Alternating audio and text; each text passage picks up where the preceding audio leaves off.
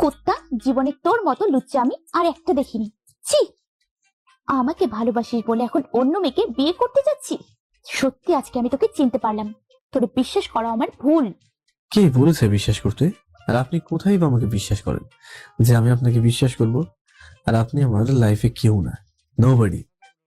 কি? আমি এখন নোবডি? হ্যাঁ। তোরে আমি সামনে পেলে দেখবি? কিচ্ছুই করতে পারবেন না, রাখেন এখন।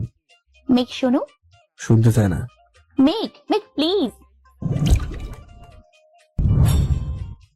আমি বসেছি জানলার পাশের সিটে, আর আমার পাশে কে বসেছে তা এখনো খেয়াল করা হয়নি। ভার্সিটি যেতে প্রায় আধা ঘন্টার মতো সময় লাগবে। কানে হেডফোন গুঁজে গান শুনছি। এমন সময় পাশে তাকিয়ে দেখি আমার পাশে একটা মেয়ে বসে। ওরে শালা, এটা মেয়ে না তো, এটা পরী বলা চলে। এত সুন্দর কোনো পরী, এত সুন্দর কোনো মেয়ে হয় আমার তো জানা ছিল না। আমি বারবার আর চোখে তার দিকে তাকাচ্ছিলাম। হঠাৎ মেয়েটি বলে উঠলো, আপনি এভাবে আর চোখে তাকাচ্ছেন কেন? মেয়ে দেখেনি জীবনে? দেখতে তো ভদ্র ঘরের ছেলে মনে হয়, কিন্তু হাব ভাব দেখে তো মনে হচ্ছে বখাটে। আসলে আপনি দেখতে সুন্দর তো, তাই বারবার আপনাকে দেখে যাচ্ছে। ছি ছি, লজ্জা করে না পর নারীকে দেখতে? আল্লাহ আপনাকে এত সুন্দর বানিয়েছেন, সৌন্দর্য না দেখলে তো পাপ হবে। অসভ্য কোথাকার। হুম, আপনার মুখে ডাকটা অনেক মিষ্টি লাগছে। মেয়েটা সহ্য করতে না পেরে বাস কন্ডাক্টরকে দেখে বলল। এই বাস থামান। কন্ডাক্টর এসে বলল, কিছু কি হয়েছে ম্যাম? আমি নেমে যাব। কেন ম্যাম? বাসে বখাটে অসভ্য ছেলের অভাব নেই তাই। কে কি করেছে আমাকে বলেন। এখন যদি আমার নাম বলে তাহলে তো বাসের সবাই আমার উপর খেপে যাবে। কিন্তু মেয়েটা আমাকে ভুল প্রমাণিত করে বলল। আমাকে নামিয়ে দাও, আমি রিক্সা করে চলে যাব। সে নেমে গেল। মনটা খারাপ হয়ে গেল। লাইফে প্রথমবারের মতো কোনো মেয়ের উপরে ক্রাশ খেলাম। শুধু ক্রাশ না, হয়তো বা প্রেমেও পড়লাম। তাও তার নাম ঠিকানা জানা হলো না। হলো নাকি ঝগড়া? না, আমাকে ওই মেয়েটার পরিচয় জানা লাগবেই। আমি কন্ট্রাক্টরকে দেখে বললাম, মামা, এখন যে মেয়েটি নেমেছে সে কি প্রতিদিনই বাসে যাতায়াত করে? জানি না ভাই, আজকে প্রথম দেখলাম। ও যাক, আমি ভার্সিটি চলে আসলাম। আমি মেঘ, অনার্স লাস্ট ইয়ারের স্টুডেন্ট। মা বাবা দুই মাত্র সন্তান। আমার ছোট একটা বোন আছে যে আমার ভালোবাসার ভাগ্যানি। দেখ, ভার্সিটিতে ঢুকতে যাবো তখনই কারোর সাথে ধাক্কা খেলাম। সামনে তাকিয়ে দেখি ক্রাশ। বাসে সেই সুন্দরীটা আমাকে দেখে রেগে গিয়ে বললো, ছি ছি, লম্পট দেখেছি কিন্তু আপনার মতো না। আমাকে ফলো করতে করতে এখানেও চলে এসেছেন, অসভ্য কোথাকার। এই বলে সে হন হন করে হেঁটে চলে গেল। আমি ক্লাসরুমে চলে এলাম। মাথায় শুধু মেয়েটির কথাই ঘুরপাক খাচ্ছে। যাক, ক্লাসে এসে পিছনের সিটে বন্ধু রফির সাথে বসে পড়লাম। আজকে নাকি নতুন স্যার নাকি ম্যাম আসবে, তাই ক্লাসের সবাই ওনাকে ওয়েলকাম জানানোর জন্য ক্লাসরুমটাকে সাজিয়েছে। এত আদিক খেতে কেন করে বুঝি না। স্যারই তো, এসে কি করবে? পড়িয়ে পড়িয়ে প্যারা দেবে, এই তো কাজ। প্রথম ক্লাসটায় নাকি নতুন স্যার বা ম্যাডাম, সে যাই হোক, এটা আমার কি, আমি তো আর ক্লাসে মনোযোগী না। তো কিছুক্ষণ কেউ একজন আসলো আর সব স্টুডেন্ট দাঁড়িয়ে গেল। আমি বসে বসে মোবাইল টিপছি। প্রিন্সিপাল আমাকে দেখে বলল, এই বিয়াদব, স্যার আসছে দেখো না। Sorry sir. ওর সামনে তাকিয়ে দেখি আমার ক্রাশ প্রিন্সিপালের সাথে দাঁড়িয়ে রয়েছে। ওকে দেখেই তো আমার হার্টবিট বেড়ে গেল প্রচুর পরিমাণে। আমি হাঁ করে তাকিয়ে আছি। দেখে রাফি বলল, কি রে, কি দেখি সাগরে? মামা, এই মেয়েটাই তো আমার ক্রাশ। কি? অবশেষে যে একটা ক্রাশ খেলি, তাও আবার ম্যাডামের উপর। আল্লাহ, তুমি আমারে উঠায় লাও। আরে চুপ কর, আগে ম্যাডাম থুকু, ক্রাশের কথা শুনি। তো নতুন ম্যাম মানে ক্রাশ নিজের পরিচয় দিচ্ছে। হে স্টুডেন্ট, আমি মায়া, তোমাদের নতুন ম্যাম। আমি সদ্য পাশ করে বেরিয়েছি, ঢাবি থেকে গ্রাজুয়েশন কমপ্লিট করেছি। ক্রাশের নামটা কিন্তু সেই মায়া। মনটাই যেন মায়াময় হয়ে যায়। আর গলার আওয়াজটা তো সেই রকম মিষ্টি। আমি ম্যামের দিকে হাঁ করে তাকিয়ে আছি। ম্যাম এটা দেখতে পেয়ে আমাকে বললো, আই ছেলে, এদিকে আসো। ওনাকে ডাকতে দেখে আমি ভয়ে চুপসে গেলাম। আমি কাঁপতে কাঁপতে তার কাছে গেলাম। আমাকে দেখে বললো, কি হয়েছে, এত ভয় পাচ্ছ কেন? না ম্যাম, এমনি। ম্যাম প্লিজ সকালের জন্য আমাকে ক্ষমা করে দেবেন। দিব দিব, দাঁড়াও এখানে। ম্যাম আবারও বলতে লাগলো, সো স্টুডেন্ট, আমরা আজকে কোনো ক্লাস করব না। আজকে পরিচিত হব, তবে নর্মালি একটা গেমস এর মাধ্যমে। সবাই খুশিতে বলতে লাগলো, ওকে ম্যাম। তো গেমসটা হচ্ছে সবাই নিজেদের পরিচয়টা একটা পেজে লিখবে। আমাকে দেখে বললো, আই ছেলে, নাম কি? আমি বললাম মেঘ। মেঘ সবার থেকে কাগজটা নিয়ে আসবে, তবে কেউ সহজেই কাগজটা দেবে না। কাগজের বদলে যে কাগজ নিতে যাবে তাকে একটা করে থাপ্পড় খেতে হবে। হ্যাঁ, তোমরা চাইলে কাগজ ছাড়াও থাপ্পড় দিয়ে দিতে পারো, এটা তোমাদের উপর নির্ভরশীল। তো সবাই লিখতে শুরু করো, কাগজ নিয়ে নেবে মেঘ। আমি ম্যামের দিকে তাকালাম। ম্যামের ঠোঁটে হাসি দেখতে পেলাম। তাহলে কি ম্যাম এসব ইচ্ছে করেই করেছে? আমি রাগ করে বললাম, এত স্টুডেন্ট থাকতে আমি কেন কাগজ ওঠাবো? সবাই আমার দিকে তাকিয়ে বলল। তোমাকে গেমের জন্য বেস্ট মনে হলো, কি বলো সবাই? আমি বুঝতে পারলাম আজকে আমার গালের 12টা বাজবে। সবাই জ্বালানোর প্রতিশোধ আজ নেবে। সবার লেখা শেষ। ম্যাম বলল, যাও, এবার খাতা নিয়ে আসো। আমি প্রথমে গেলাম রাফির কাছে। সে আমাকে জোরে থাপ্পড় মেরে কাগজটা দিল। এভাবে সবাই থাপ্পড় মেরেই কাগজ দিল। এত জোরে বললাম ট্রিট দেবো, এই দেবো, সেই দেবো, কিন্তু না, সবাই থাপ্পড়ের বদলেই দেবে বললো। শালা এক একটার আমি দেখে নেবো গা। যাক, কাগজগুলো তুলে ম্যামকে জমা দিতে গেলাম। ম্যাম কাগজ জমা নেওয়ার সময় হেসে হেসে বললো, কেমন লাগলো মেঘ সাহেব? আর কোনোদিন বাস্তিক মেয়ের সাথে খারাপ ব্যবহার করলে এর চেয়েও খারাপ ব্যবস্থা করব। আমি রাগে গজগজ করতে করতে নিজের সিটে আসলাম। এসে রাফিকেই দিলাম কয়েকটা লাগি। মায়ের খেয়ে সে বললো, দোস্ত মারিস কেন? তোর কাছ থেকে থাপ্পড় খাবো এটা আশা করে নি বেটা। শালা অনেকদিন তোকে মারি না, তাই হাত পরিষ্কার করে নিলাম। তাহলে আসতে মারতে পারতি। আমি ওই শাকচুনি ম্যামকে দেখে নেবো। ক্রাশ হয়ে যেত, কি হয়েছে? ওরা আমি বোঝাবো সে যতই টেবিল হোক না কেন, আমিও ফাজিলদের সর্দার। আমিও দেখে নেবো। পরের দিন বাসে করে আসছিলাম। প্রায় 2টা স্টেশন পেরিয়ে আসলাম। পাশে আমার বান্ধবী নীলা বসে আছে, কিন্তু ম্যাডাম এখনো বাসে উঠলো না। আচ্ছা, ম্যাডাম কি প্রতিদিন একই সময় আসবে? পরের স্টেশনে বাস থামলো। না তো, এবারও তো বাসে ওঠেনি। মনে হয় ম্যাডামের বাড়ি এখানে না। বাস ছাড়তে শুরু করলো। এমন সময় কন্ট্রাক্টর বাস আবারও থামালো। আর একটা মেয়ে উঠলো বাসে, কলা পাতা রঙের শাড়ি পরা। আমি হা করে তাকিয়ে আছি। আরে, এটা তো মায়া ম্যাডাম, মানে ওই ডেভিলটা। ওরে কিভাবে শিক্ষা দেবো? ওরে দেখলে তো মনটা ছটফট করে ওঠে। যাক, মায়া উঠে আমাকে সিটে বসা দেখে একটু রাগি লোকে তাকালো। তারপর আমার সামনের একটা সিটে বসে গেল। সারা রাস্তায় আমি তার কথাই ভাবছিলাম। বাস থেকে নেমে ক্লাসরুমে চলে আসলাম। সোজা ক্লাসে এসে হারামি বন্ধুগুলোর সাথে আড্ডা মেতে উঠলাম। তবে মাথায় একটা চিন্তাই, ক্লাসের সবাইকে থাপ্পড় মারা শাস্তি ভোগ করতে হবে। আমি আর রাফি রুমে বসে আছি। রাফিকে কাল রাতে একটা ইঁদুর আনতে বলেছিলাম সাথে করে।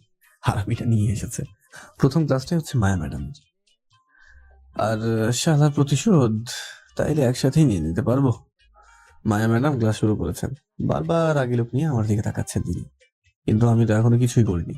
তবে হ্যাঁ, এখন করব। আমি রাফিকে ইশারা দিয়ে 2টা ইঁদুর ছেড়ে দিতে বললাম। যেই ভাবা সেই কাজ, চোরের সাথে বাটপারি করা। এবার বুঝবে মজা। প্রথমে ইঁদুরটা দেখে ক্লাসের 6 প্যাক বয়রা কি, সেই ইঁদুরটাকে দেখেই ভয়ে চিৎকার দেয়। আবার বাকি ছেলেমেয়েরাও ভয় পেয়ে চিৎকার দেয়। ইঁদুরটা এদিক ওদিক হাঁটাহাঁটি করছে। আস্তে আস্তে মায়া ম্যাডামের কাছে গেল। মনে করেছিলাম মায়া ম্যাডাম ভয় পাবে, কিন্তু আমাকে ভুল প্রমাণিত করে দ্বিতীয়বারের মতো অবাক করে দিয়ে ম্যাডাম ইঁদুরটাকে বাইরে বের করে দিয়ে বলল, এত বড় ছেলে মেয়ে হয়ে ইঁদুরকে ভয় পাও? লজ্জা করা উচিত তোমাদের। বাই দ্য ওয়ে, ইঁদুরটা এখানে এলো কি করে? রাকিব দাঁড়িয়ে বলল, ম্যাম, এটা এই ফাজিল ম্যাম মেঘ এনেছে। আমি রাকিবকে বললাম, হাব্বে হালা, তুই আমাকে ওই ইঁদুরটা আনতে দেখেছিস? আর কিছু বলতে যাবো তার আগে মায়া ম্যাডাম রাগে গজগজ করতে করতে আমার কাছে এসে বলল, এত বড় হয়েছো কিন্তু জ্ঞান বাড়েনি। নিজেকে কি ফজলের সর্দার মনে করে অনেক বড় মনে করো? যাও, ক্লাস থেকে বের হয়ে যাও, এক্ষুনি বের হও। কিন্তু ম্যাম। কোনো কিন্তু নয়, যাও যাও, get out of my class right now. আমি বেরিয়ে আসলাম। না, এই টেবিলটাকে শিক্ষা দিতেই হবে। ক্রাশ বলে ছেড়ে দেবো না। ম্যাডাম একটিবারও জানতে চাইনি ইঁদুরটা কে ছেড়েছে। কোন উপযুক্ত প্রমাণ ছাড়া আমাকে দোষী বানিয়ে শাস্তি দিল। না, প্রথমে রাকিব ব্যাটাকে শাস্তি দিতে হবে, তারপর ম্যাডামকে। পাইছি। ক্লাস শেষে সবাই বেরোচ্ছে।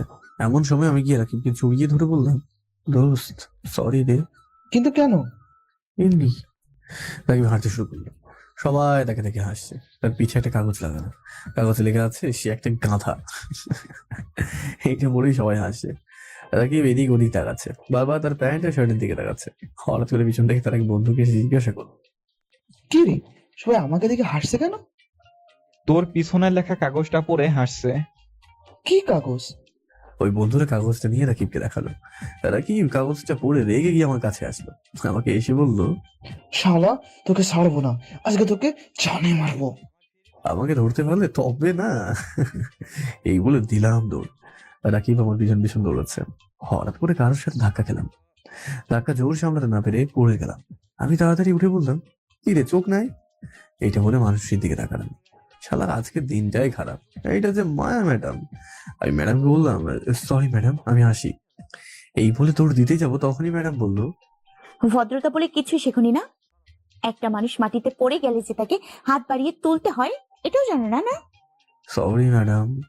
আমি হাতটা বাড়িয়ে দিলাম। ম্যাডাম আমার হাতে ধরে উঠলো। এই প্রথম কোনো মেয়ের হাতে স্পর্শ পেলাম। কি নরম আর সফট হাত ম্যাডামের। আমি তাকে উঠিয়ে চলে যাচ্ছিলাম, এমন সময় ম্যাডাম বললো, ফজলামি ছেড়ে দাও, এখন থেকে ফজলামি করতে পারবে না। আমি ফাজলামি ছাড়বো না, আপনি ডেভিলগিরি ছেড়ে দেন। কি কি বললে তুমি? এই রে, মুখ ফুসকে বেরিয়ে গেছে। মেয়ে তুই ভাগ, নইলে তোর কপালে দুঃখ আছে। আমি এক দৌড় দিলাম, একেবারে বাসায় চলে আসলাম। বাসায় এসে আম্মুকে বললাম, আম্মু তোমার পেতনিটা কোথায়? সে এখনো কলেজে। এতক্ষণ কি করছে? ক্লাস আছে নাকি? যা, ওকে গিয়ে নিয়ে আয়। কাজে যাচ্ছি। আমি বাইকটা নিয়ে কলেজের সামনে গেলাম। ক্যাম্পাসে যাওয়ার সময় বাইক নিয়ে যায় না, কারণ বাসে করে যাওয়ার মজাটাই আলাদা। আর এখন তো আরো মজা।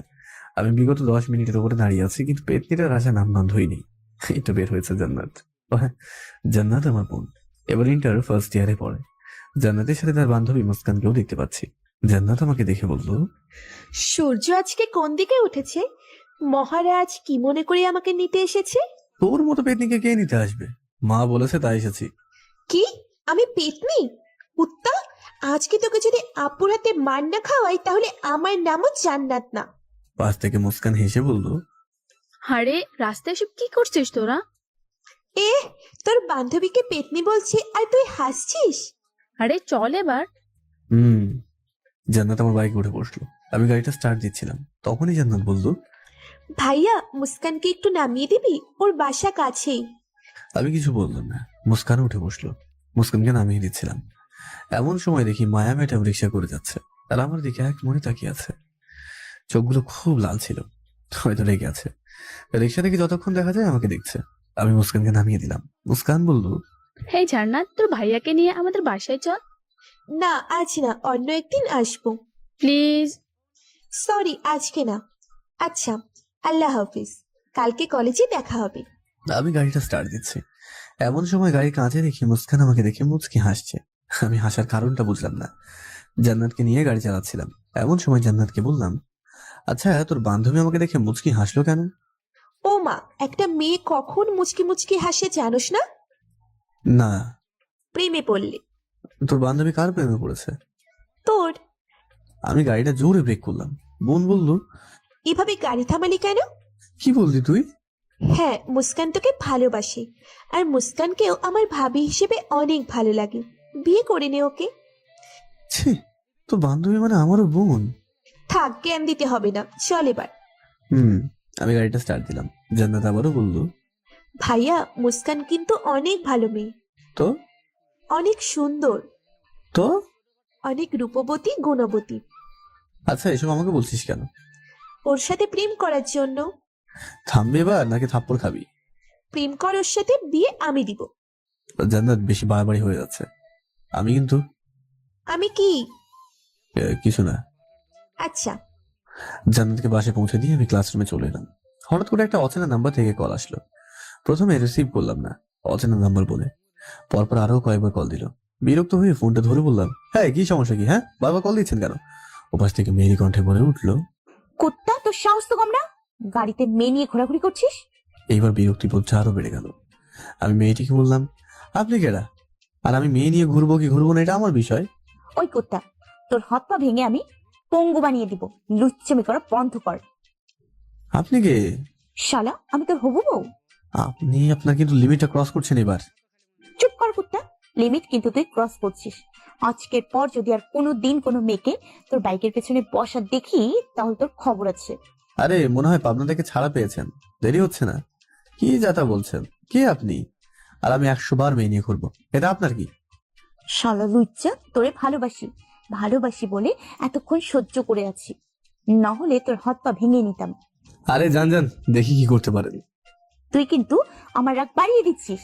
আরে রাখেন, এই বলে ফোনটা কেটে দিলাম। আরে চিনি না জানি না কল দিয়ে হুমকি দেয়, আবার বলে ভালোবাসি। এটা কোন ধরনের ভালোবাসা? আমি ফ্রেশ হয়ে এসে একটা ঘুম দিলাম। ঘুম থেকে উঠে বাইরে যাই আড্ডা দিতে। বন্ধু মহলে গিয়ে দেখি রফি, রাহাত, সিয়াম সবাই এসেছে। আমাকে দেখি রাহাত বলল, আরে বায়া ম্যাডামের জামাই আসছে, টেক সবাই।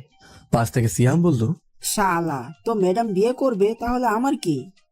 আমি ওদের বললাম, আব্বে হালারা, তোদের ভাবিকে নিয়ে ভদ্রতার সাথে কথা বল, তোদের ফিউচার ভাবি সে।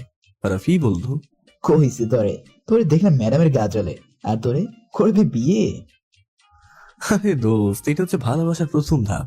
এবার বল, আমি হেল্প করতে পারবি কিনা? কি হেল্প? ম্যাডামের বিষয়ে সব ডিটেলস এনে দে। দোস্ত, মায়া ম্যাডামের খুব শীতের সাথে মাত্র পড়ালেখা শেষ করেছে। কয় থাকে তুই জানিস? মায়ার বাসায় তার বাবা মা আর একটা ছোট বোন আছে। ছোট বোনটা এখন কলেজে পড়ে। কোন কলেজে জানা নেই। বাবা রিটায়ার্ড আর্মি অফিসার, মা গৃহিণী। আর মায়ার ফেসবুক আইডি হচ্ছে অস্পর্শী মায়া। ম্যাডামের সম্পর্কে আর কিছু জানি না। আব্বে হালা, এত ডিটেলস কিভাবে জানলি? শালা, জীবনে প্রথমবার ক্রাশ খাইলি, আর বন্ধু হয়ে বন্ধুর ক্রাশের ডিটেলস রাখবো না? এইটা কি হয়? দোস্ত, তোরা সেরা। থাক, পাম না দিয়ে এবার রেস্টুরেন্টে চল। আমার পকেট খালি। তোর পকেট খালি হলেও আরো খালি করব। চল এবার। শালারা সবাই আমার 3,000 টাকা হজম করে নিল। কি পেটুক, কিন্তু তাদেরকে অনেক ভালোবাসি। বন্ধুত্ব যে কি তাদের না দেখলে বুঝতেই পারতাম না। সবার থেকে বিদায় নিয়ে বাসায় আসলাম। বাসায় এসে একটু ফেসবুকে ঢুকলাম। তখনই দেখি একটা নতুন আইডি থেকে রিকো আসলো। আইডির নাম মেঘা চৌধুরী। প্রোফাইলে একটা হাতের ছবি, আর ছবিতে লেখা আছে মেঘ। আমি অ্যাভয়েড করলাম। তখনই মোবাইলে সেই অচেনা নাম্বার থেকে কল আসলো। আমি কলটা রিসিভ করার সাথে সাথেই বললো, কিরে, আমার ফেসবুক রিকোয়েস্ট এখনো অ্যাকসেপ্ট করিসনি কেন? আপনার সমস্যাটা কি? হ্যাঁ, কি আপনি? কি আপনার পরিচয়? কি চান আমার থেকে? তোকে চাই, তোকে ভালোবাসি। আমি আপনাকে চিনি না, ভালোবাসা তো দূরের কথা। চিনবি, আগে রিকোয়েস্ট অ্যাকসেপ্ট কর। না করব না। তোরে আমি আমাকে কি? কচা চিবিয়ে খাবো। আচ্ছা, আপনি কি আগে সেটা তো বলুন। সময় হলে চিনতে পারবে, আগে রিকোয়েস্ট অ্যাকসেপ্ট করো। সরি, আমি ফোনটা কেটে দিলাম। তারপর ফেসবুক থেকে লগ আউট হয়ে বেরিয়ে আসলাম। পরের দিন ক্যাম্পাসে ঢুকছি, এমন সময় বন্ধু নীলা আমাকে ডাক দিল। আমি নীলার কাছে গেলাম। কি খবর দোস্ত? ভালো তোর? আমি ভালো নাই রে। কেন রে? আরে, ওই মায়া ম্যাডামকে কিভাবে পটাবো সেটাই বুঝতে পারছি না। হারামি, ম্যাডামের সাথে প্রেম করবি? প্রেম করার মানুষের কি অভাব হয়েছে? অভাব হয়নি, কিন্তু মায়ার অভাব হয়েছে।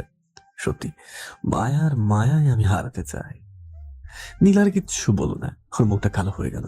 আমি নীলাকে বললাম, কি হয়েছে তোর রে? কিছু না। তাহলে ক্লাসে চল। আমি আর নীলা একসাথে ক্লাসে গেলাম। সেরেছে, ক্লাস শুরু হয়ে গেছে, 10 মিনিট হয়ে গেল। আমি এখনো বাইরে। আমি আর নীলা দরজার সামনে এসে দেখি মায়া ম্যাডাম ক্লাস নিচ্ছেন।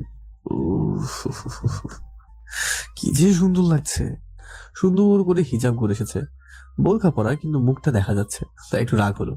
এত পর্দা যখন করতে পেরেছে, তখন আরেকটু করে মুখটা ঢেকে আসলে কেমন হতো। আমি আর নীলা একসাথে বললাম, ম্যাম আসবো? ম্যাডাম আমার আর নীলার দিকে রাগি লোক নিয়ে তাকিয়ে বলতো, ইউনিভার্সিটি থেকেই প্রেম করতে আসো? জি ম্যাম। বুঝতে পারলাম না আপনার কথা। এত লেট কেন?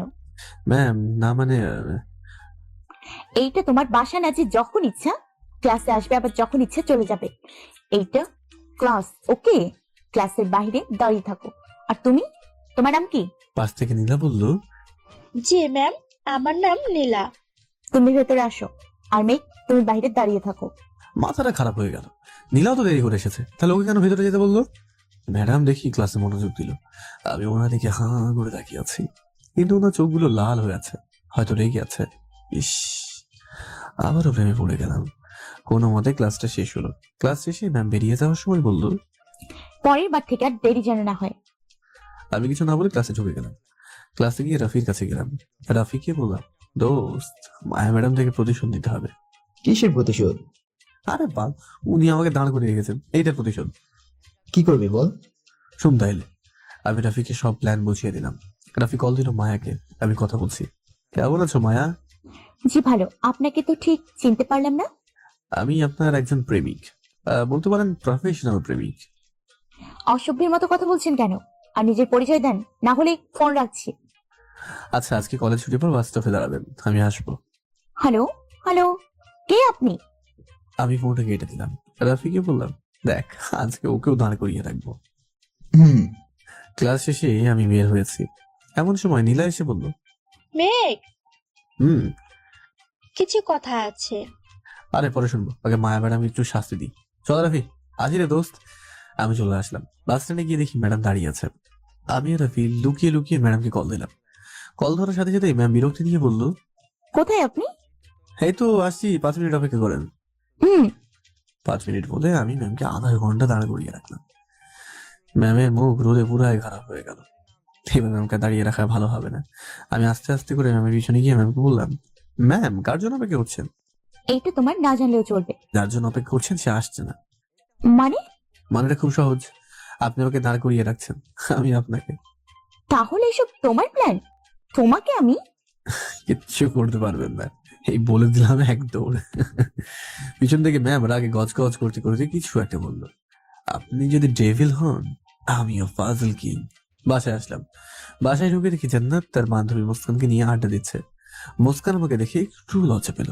শালার কি ঢং! জান্নাত আমাকে দেখে বলল, ভাইয়া আয় আমাদের সাথে আড্ডা দি। তোদের সাথে আড্ডা দিতে যাবো কেন? হ্যাঁ, আরে আয়। আমি বসলাম। জান্নাত কথা বলেই যাচ্ছে। পাশ থেকে মুস্কান বলল, কেমন আছো মেঘ? জি ভালো। ওয়েট ওয়েট, কি বললো তুমি? কেমন আছেন জিজ্ঞেস করছি। না, তুমি আমার নাম ধরছো। আপনি ভুল শুনছেন। না না, আমি ঠিকই শুনেছি।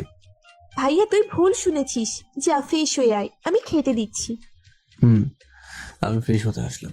মুস্কান মেয়েটাকে সুবিধার মনে হচ্ছে না। জান্নাতের সাথে কথা বলে ক্লিয়ার করতে হবে। আমি ফ্রেশ হয়ে ওয়াশরুম থেকে বের হয়ে দেখি মুস্কান আমার রুমে। ওকে দেখে ঘাবড়ে গেলাম।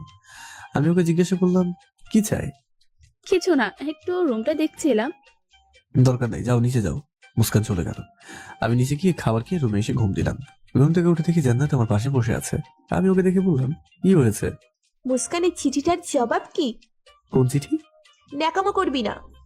কোন চিঠির কথা বলছিস? আরে মুস্কান যেটা বালিশের নিচে রেখেছিল। আমি বালিশের নিচে হাত দিয়ে দেখি একটা কাগজ। কাগজটা খুললাম। কাগজে লেখা রয়েছে, প্রিয় মেঘ, প্রথম দেখায় তোমার প্রেমে পড়েছি। তোমাকে অনেক ভালোবাসি। প্লিজ আমার ভালোবাসাটা গ্রহণ করিও। চিঠিটা পড়েই মাথা খারাপ হয়ে গেল। জান্নাত জিজ্ঞাসা করলো, কি লেখা আছে ভাইয়া? আর তোর উত্তর কি? টাস করে থাপ্পড় মারলাম। তোকে মানা করেছিলাম তুই মেয়েটাকে প্রশ্রয় না দেওয়ার জন্য, কিন্তু তুই।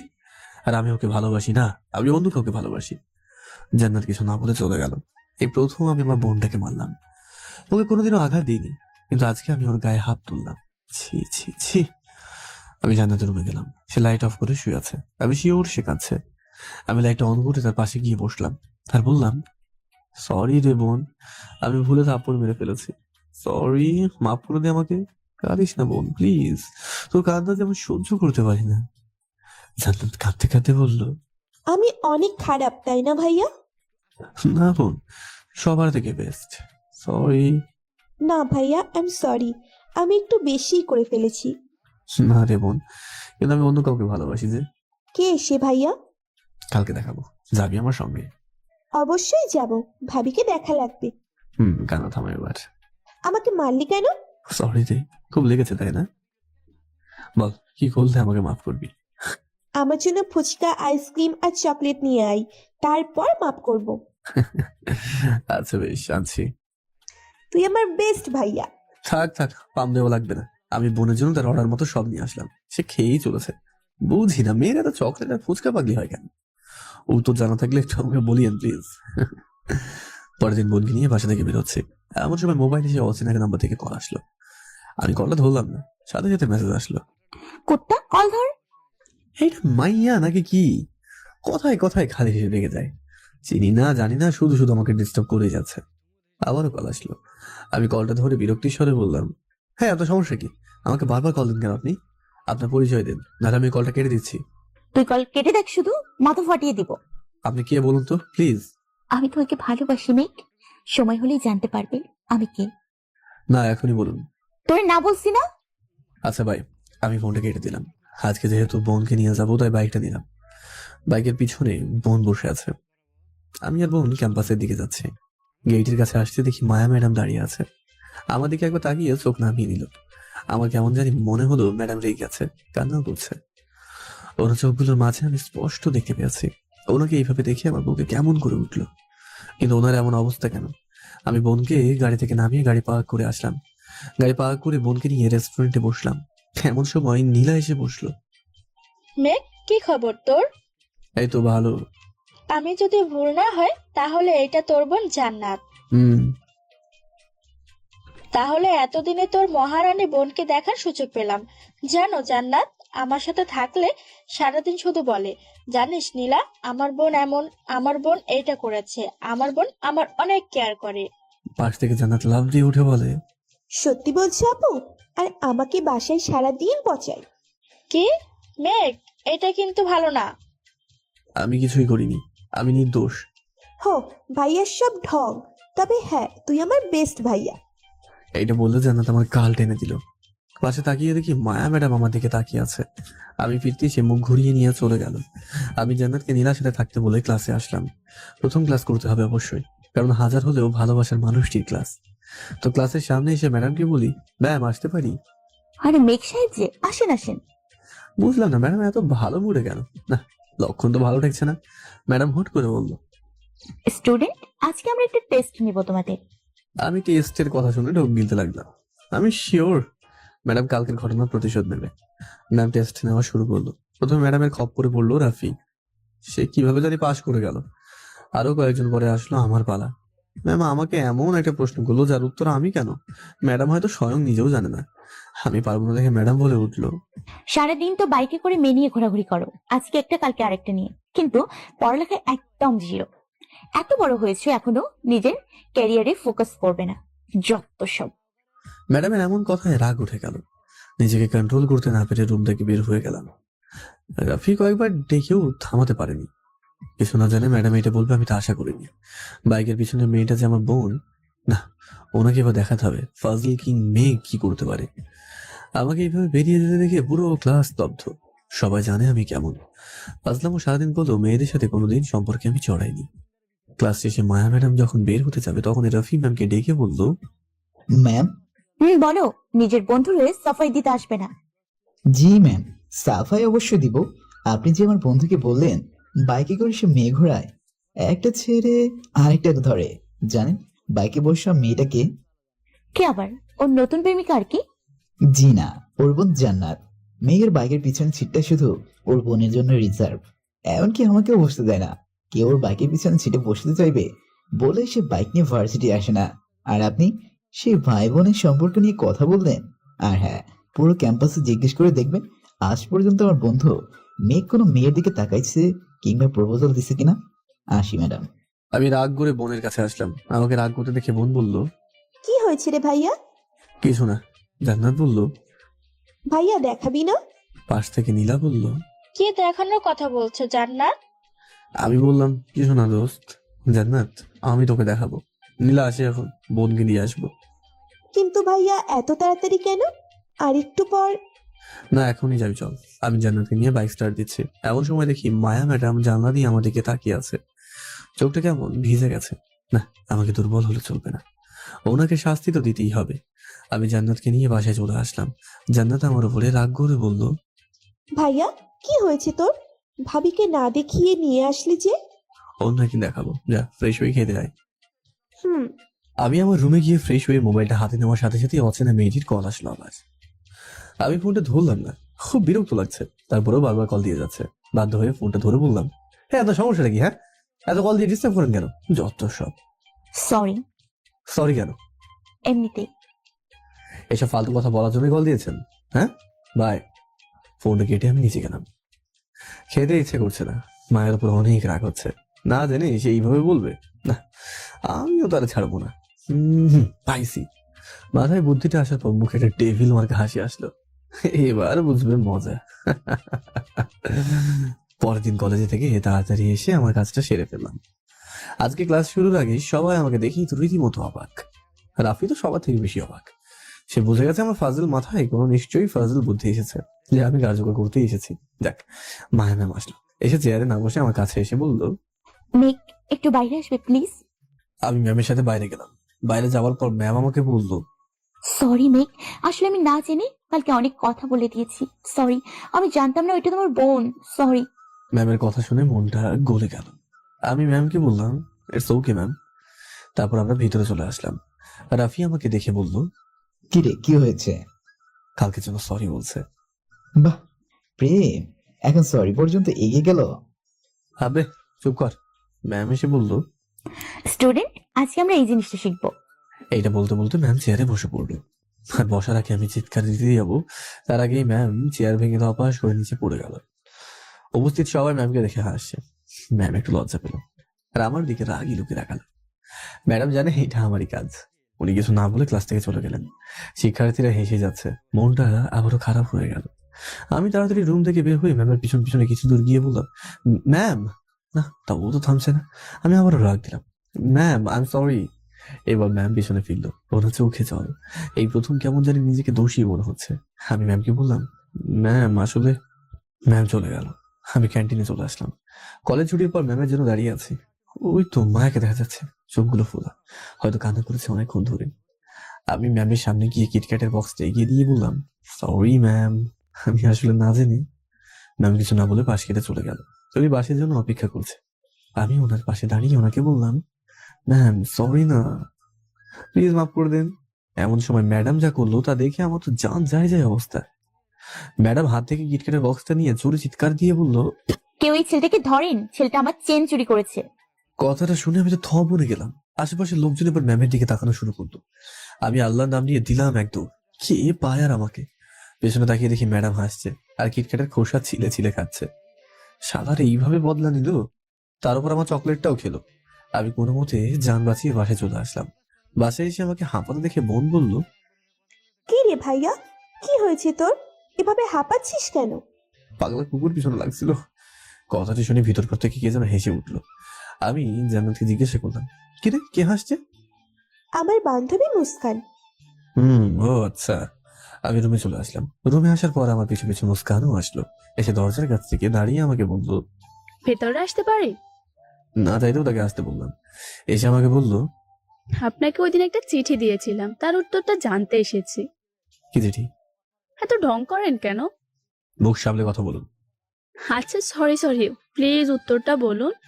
আপনি যা ভাবছেন তা কখনো সম্ভব না, প্লিজ চলে যান। মুস্কান আমাকে বলল, সত্যি আমি তোমাকে অনেক ভালোবাসি মেঘ, তোমাকে ছাড়া আমি বাঁচবো না। প্লিজ, আমি তোমাকে অনেক ভালোবাসি। আমি তো ভালোবাসি না, প্লিজ চলে যান। না, আমি যাব না। আমি চিৎকার দিয়ে জান্নাতকে বললাম, জান্নাত তোর বান্ধবীকে নিয়ে যা। জান্নাত দৌড়ে এসে বলল, কি হয়েছে ভাইয়া? তোর বান্ধবীকে তুই নিয়ে যা। কি হয়েছে মুস্কান? মুস্কান কিছু না বলে জান্নাতের সাথে চলে গেল। কি একটা অবস্থা! মাত্র কলেজে পড়ে আর বলে আমাকে ছাড়া মরে যাবে। এইসব আবেগ কই যে রাখে। আমি ফ্রেশ হয়ে ফেসবুকে ঢুকলাম, ফেসবুকিং করছি।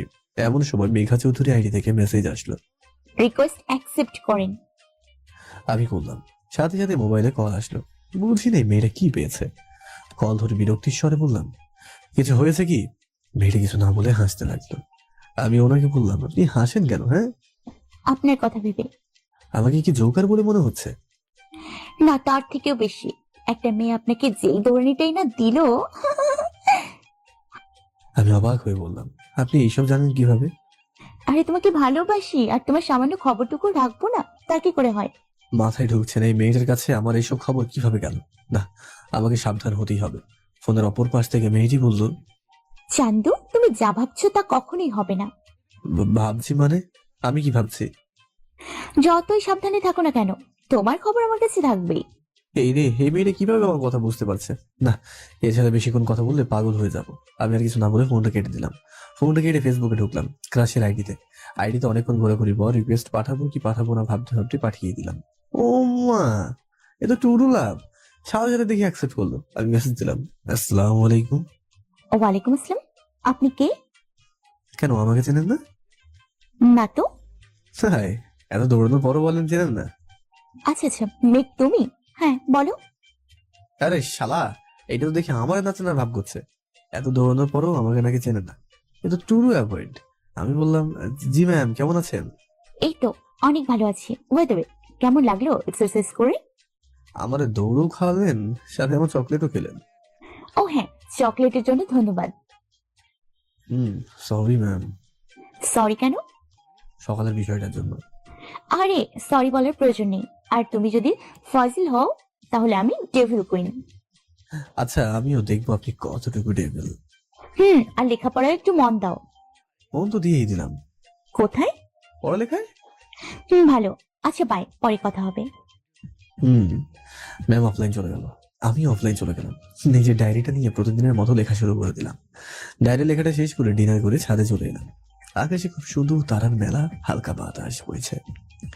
কেন জানি মায়ের কথা ভাবতে খুব ইচ্ছে হচ্ছে। ভাববো কি তাকে নিয়ে কিছুক্ষণ? ভাবার কি দরকার, সে তো আমার ভাবনা, আমার কল্পনা সবটা জুড়েই বসে রয়েছে। তারা দেখায় ব্যস্ত হয়ে গেলাম। ফোনটা বেজে উঠলো। স্ক্রিনে তাকিয়ে দেখি অচেনা মেয়েটি। ফোনটা ধরে বললাম, জি বলুন। ওই সময় ফোনটা কেটে দিলেন কেন? এমনিতেই। আচ্ছা, আপনি এমন কেন? কেমন?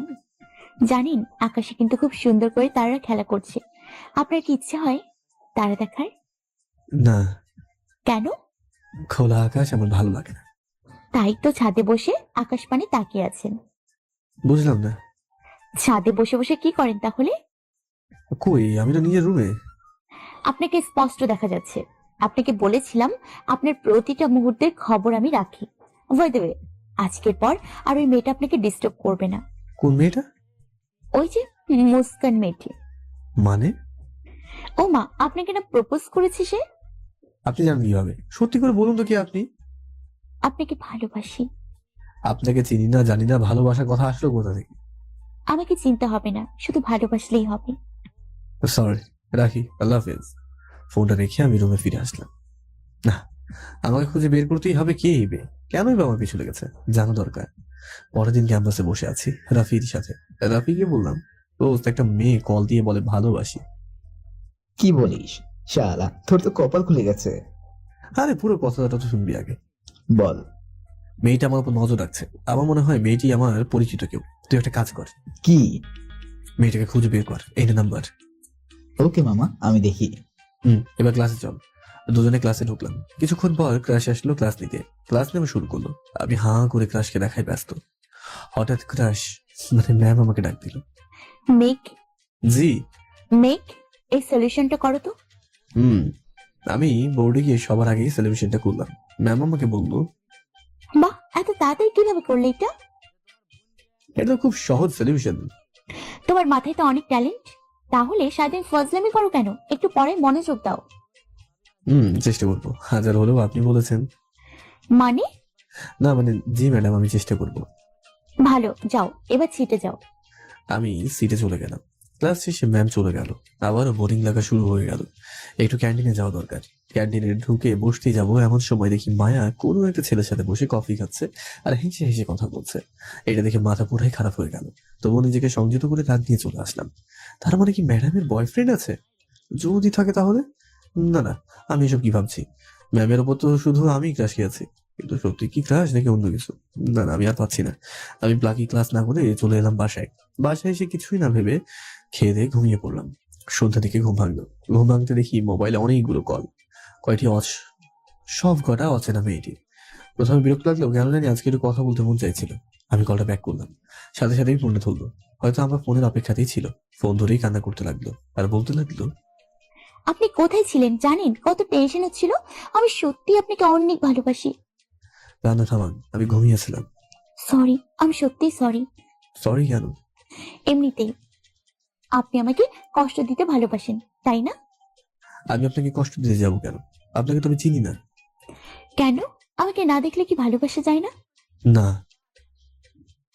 এটা কোথায় আছে যে না দেখলে ভালোবাসা যায় না? আছে। কোথায়? যেখানে থাকুক না কেন। আগে আপনি আপনার পরিচয় দিন প্লিজ। বললাম তো, আমার নাম মেঘা। সেটা আমিও জানি, এর পরেরটুকু বলেন। এরপর আর কিছু বলতে পারবো না। কেন? এমনিতেই। আচ্ছা, পরে কথা বলবো তাহলে, রাখি। আমি ফোনটা কেটে দিলাম। মেঘা আবার কল করতে লাগলো। আমার মনটা ভালো নেই, কিন্তু কেন? সকালের বিষয়টার পর কেন আমার এমন হচ্ছে? আমি তো শুধু ক্রাশই খেয়েছি তাহলে। আচ্ছা, ম্যামের সাথে যে ছেলেটি ছিল সেটা কি তার বিএফ নাকি? ভালো লাগছে না। বাইরে গেলাম ঘুরতে। কিছুক্ষণ একা একা ঘোরাঘুরি করে বাসায় চলে আসলাম। বাসায় এসে দেখি আব্বু বসে আছে। আমাকে দেখি বলতো, কিরে মেঘ, কোথায় ছিলি? আব্বু একটু বাইরে গিয়েছিলাম। কেন আব্বু? পরশু তোর চাচাতো ভাই অনিকের বিয়ে। কি বলো? অনেক ভাইয়ার বিয়ে আর আমাকে বললো না? আরে হঠাৎ করে বিয়ে ঠিক হয়ে গেল তাই। তুই আজকেই যাবি বিকেলে, আর আমরা সবাই কালকে যাব। আচ্ছা, আমি ব্যাগপত্র গুছিয়ে বাসে টিকিট কেটে বাসে উঠে পড়লাম। আমার পাশের সিটটা খালি, হয়তো কেউ আসবে না। যাক, ভালো হয়েছে।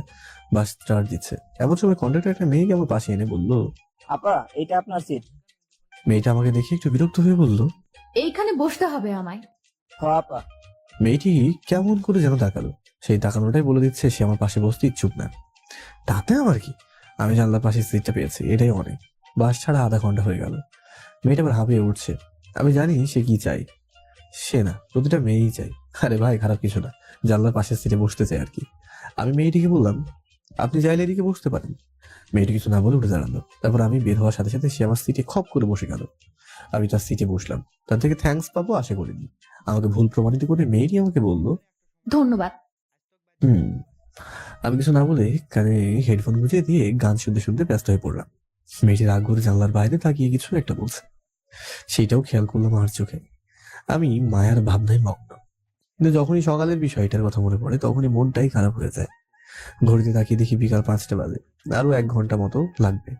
আমি মোবাইলটা হাতে নিয়ে ফেসবুকিং করছিলাম। মেয়েটি আমাকে বলতো, আচ্ছা, আপনার নাম কি? জি আমাকে বলছেন? ও মা, আপনি ছাড়া এখানে কেউ আছে নাকি? জি বলেন, কি হবে? আপনি তো দেখি আরেক অদ্ভুত মানুষ। কেন? আপনাকে প্রশ্ন করি একটা, উত্তর দেন আরেকটা। জি আমি মেঘ। এবার আমারটা জিজ্ঞেস করবেন না? জি বলুন। কি বলতাম, জিজ্ঞেস না করলে বলবো কিভাবে? জি আপনার নাম কি? আমার নাম ইরা। হুম। আপনার পাশে একটা সুন্দরী মেয়ে বসে আছে, আর আপনার কথা বলতে ইন্টারেস্ট হচ্ছে না? সুন্দরী? আই, আপনি হাসছেন কেন? এই যে সুন্দরী বললেন তাই? কেন আমি সুন্দর না? অবশ্যই না। মেয়েটির আগে অন্যদিকে মুখ ঘুরিয়ে দিল। আমি বললাম, সরি। আপনি জানেন কেন? না মানে আমার একটা অ্যাবিলিটি আছে। অ্যাবিলিটি হচ্ছে যে কারোর সাথে মিথ্যার আগের অভিনয়টা খুব ভালো পারি। স্যার মানে? না না, আপনি আমার মতো ফাজিল টাইপস, তবে আমার থেকে কম। না, আমি বেশি। আচ্ছা আচ্ছা, বেশ বেশি। তো কোথায় যাবেন? চাচাতো ভাইয়ের বিয়েতে। আপনি? আমিও আমার কাজিনের বিয়েতে যাচ্ছি। তো কোথায় যাবেন? জামালপুর। আমিও তো সেখানে যাব। তো কোন ক্লাসে পড়েন? আমি অনার্স লাস্ট ইয়ার। আপনি? আমি নিউ ফার্স্ট ইয়ারে ভর্তি হয়েছি। কোন ভার্সিটি? ডাবি। আমিও তো সেখানে। দেখেন, একই জায়গায় পড়ি কিন্তু কোনোদিন কেউ কাউকে দেখিনি।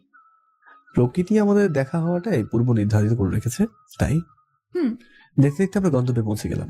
বাস থেকে নেমে মেহেদি বলল, তাহলে ক্যাম্পাসে দেখা হবে। জি। কেন? আপনি বাকিদের থেকে আলাদা। আপনার জায়গায় অন্য কেউ হলে নাম্বার খুঁজতো। জি, নাম্বার খোঁজে আমার স্বভাব না। জানি। কিভাবে? মানুষকে দেখেই বোঝা যায়। হয়তোবা। আসছি আজকে। আমি বিদায় নিয়ে রিক্সায় উঠলাম। চাচার বাসায় গেটের সামনে এসে ভাড়া মেটাচ্ছি, তখনই দেখি মেয়েটা রিক্সা থেকে নেমে আমাকে দেখে বলল, আপনাকে দেখে তো সত্যিই বোঝা কঠিন। নাম্বার না নিয়ে আমার পিছু পিছু চলে আসলেন। এই যে মিস, মাইন্ড এর ল্যাঙ্গুয়েজ। আপনাকে ফলো করতে যাবো কোন দুঃখে? এইটা আমার চাচার বাড়ি, আর আমার চাচাতো ভাইয়ের বিয়েতে এসেছি। ওয়েট, আপনার চাচার বাসা মানে? অনেক ভাইয়া আপনার? ও আমার চাচাতো ভাই। অনেক ভাই আমার ফুপাতো ভাই। আমাদের ঝগড়া করতে দেখে চাচি বাইরে এসে আমাদের দুজনকে দেখে বলল, কি রে মেঘ, কি হয়েছে?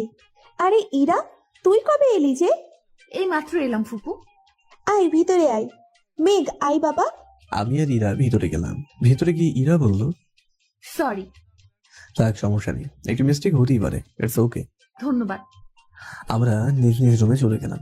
ফ্রেশ হয়ে এসে খাবার টেবিলে বসে চাচিকে বললাম, চাচি খুব ক্ষুধা লেগেছে, খেতে দাও।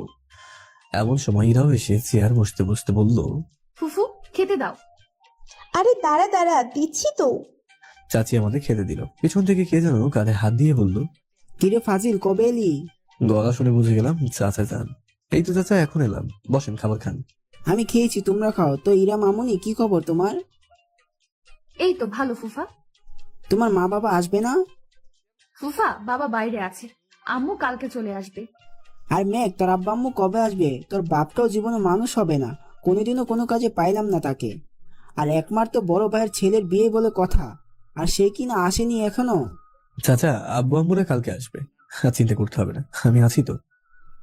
তোকে সব দায়িত্ব নিতে হবে, তবে কোনো ফাইজলামি করবি না।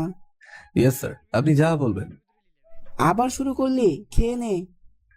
আমি আর ইরা খেয়ে দিয়ে ছাদে গেলাম। আমি মোবাইল নিয়ে ফেসবুকিং করছিলাম। এমন সময় কল আসলো, আর মেঘারি কল সেটা। আমি কলটা ধরে বললাম, কি হয়েছে বলেন। আপনি কোথায় গেলেন? আজকে ছাদে দেখতে পাইনি যে। আপনাকে বলতে যাব কেন? তোমাকে ভালোবাসি তাই বলবে। জানো না, ভালোবাসার মানুষের সাথে সব শেয়ার করতে হয়। ভালোবাসার মানুষ মানে? আপনি আজাইরা কথা না বলে ফোনটা রাখেন, এমনিতেই মনটা ভালো লাগে না। কেন, কি হয়েছে? প্লিজ ফোনটা রাখেন, বাই। আমি ফোনটা কেটে দিলাম। এটা আমার পাশে বসেছিল, আমাকে এইভাবে মন খারাপ করে থাকতে দেখে বললো, কি হয়েছে আপনার? কই কিছু না তো।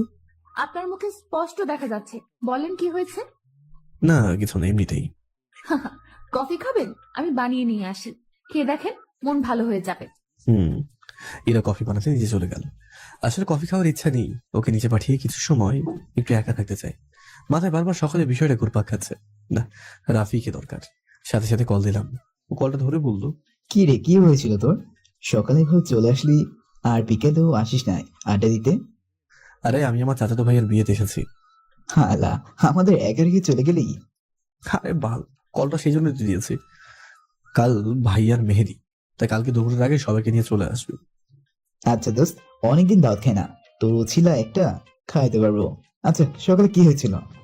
কিছু না। তুই না বললেও বুঝি দোস্ত, আমি আসি, তারপর সব দেখে নিবো। আমি ফোনটা কেটে ফেসবুকে মায়া ম্যাডামের আইডিতে ঢুকলাম। ভালো লাগছিল না, তাই ফেসবুক থেকে বের হয়ে যাবো এমন সময় ম্যাডাম মেসেজ দিল, কেমন আছো মেঘ?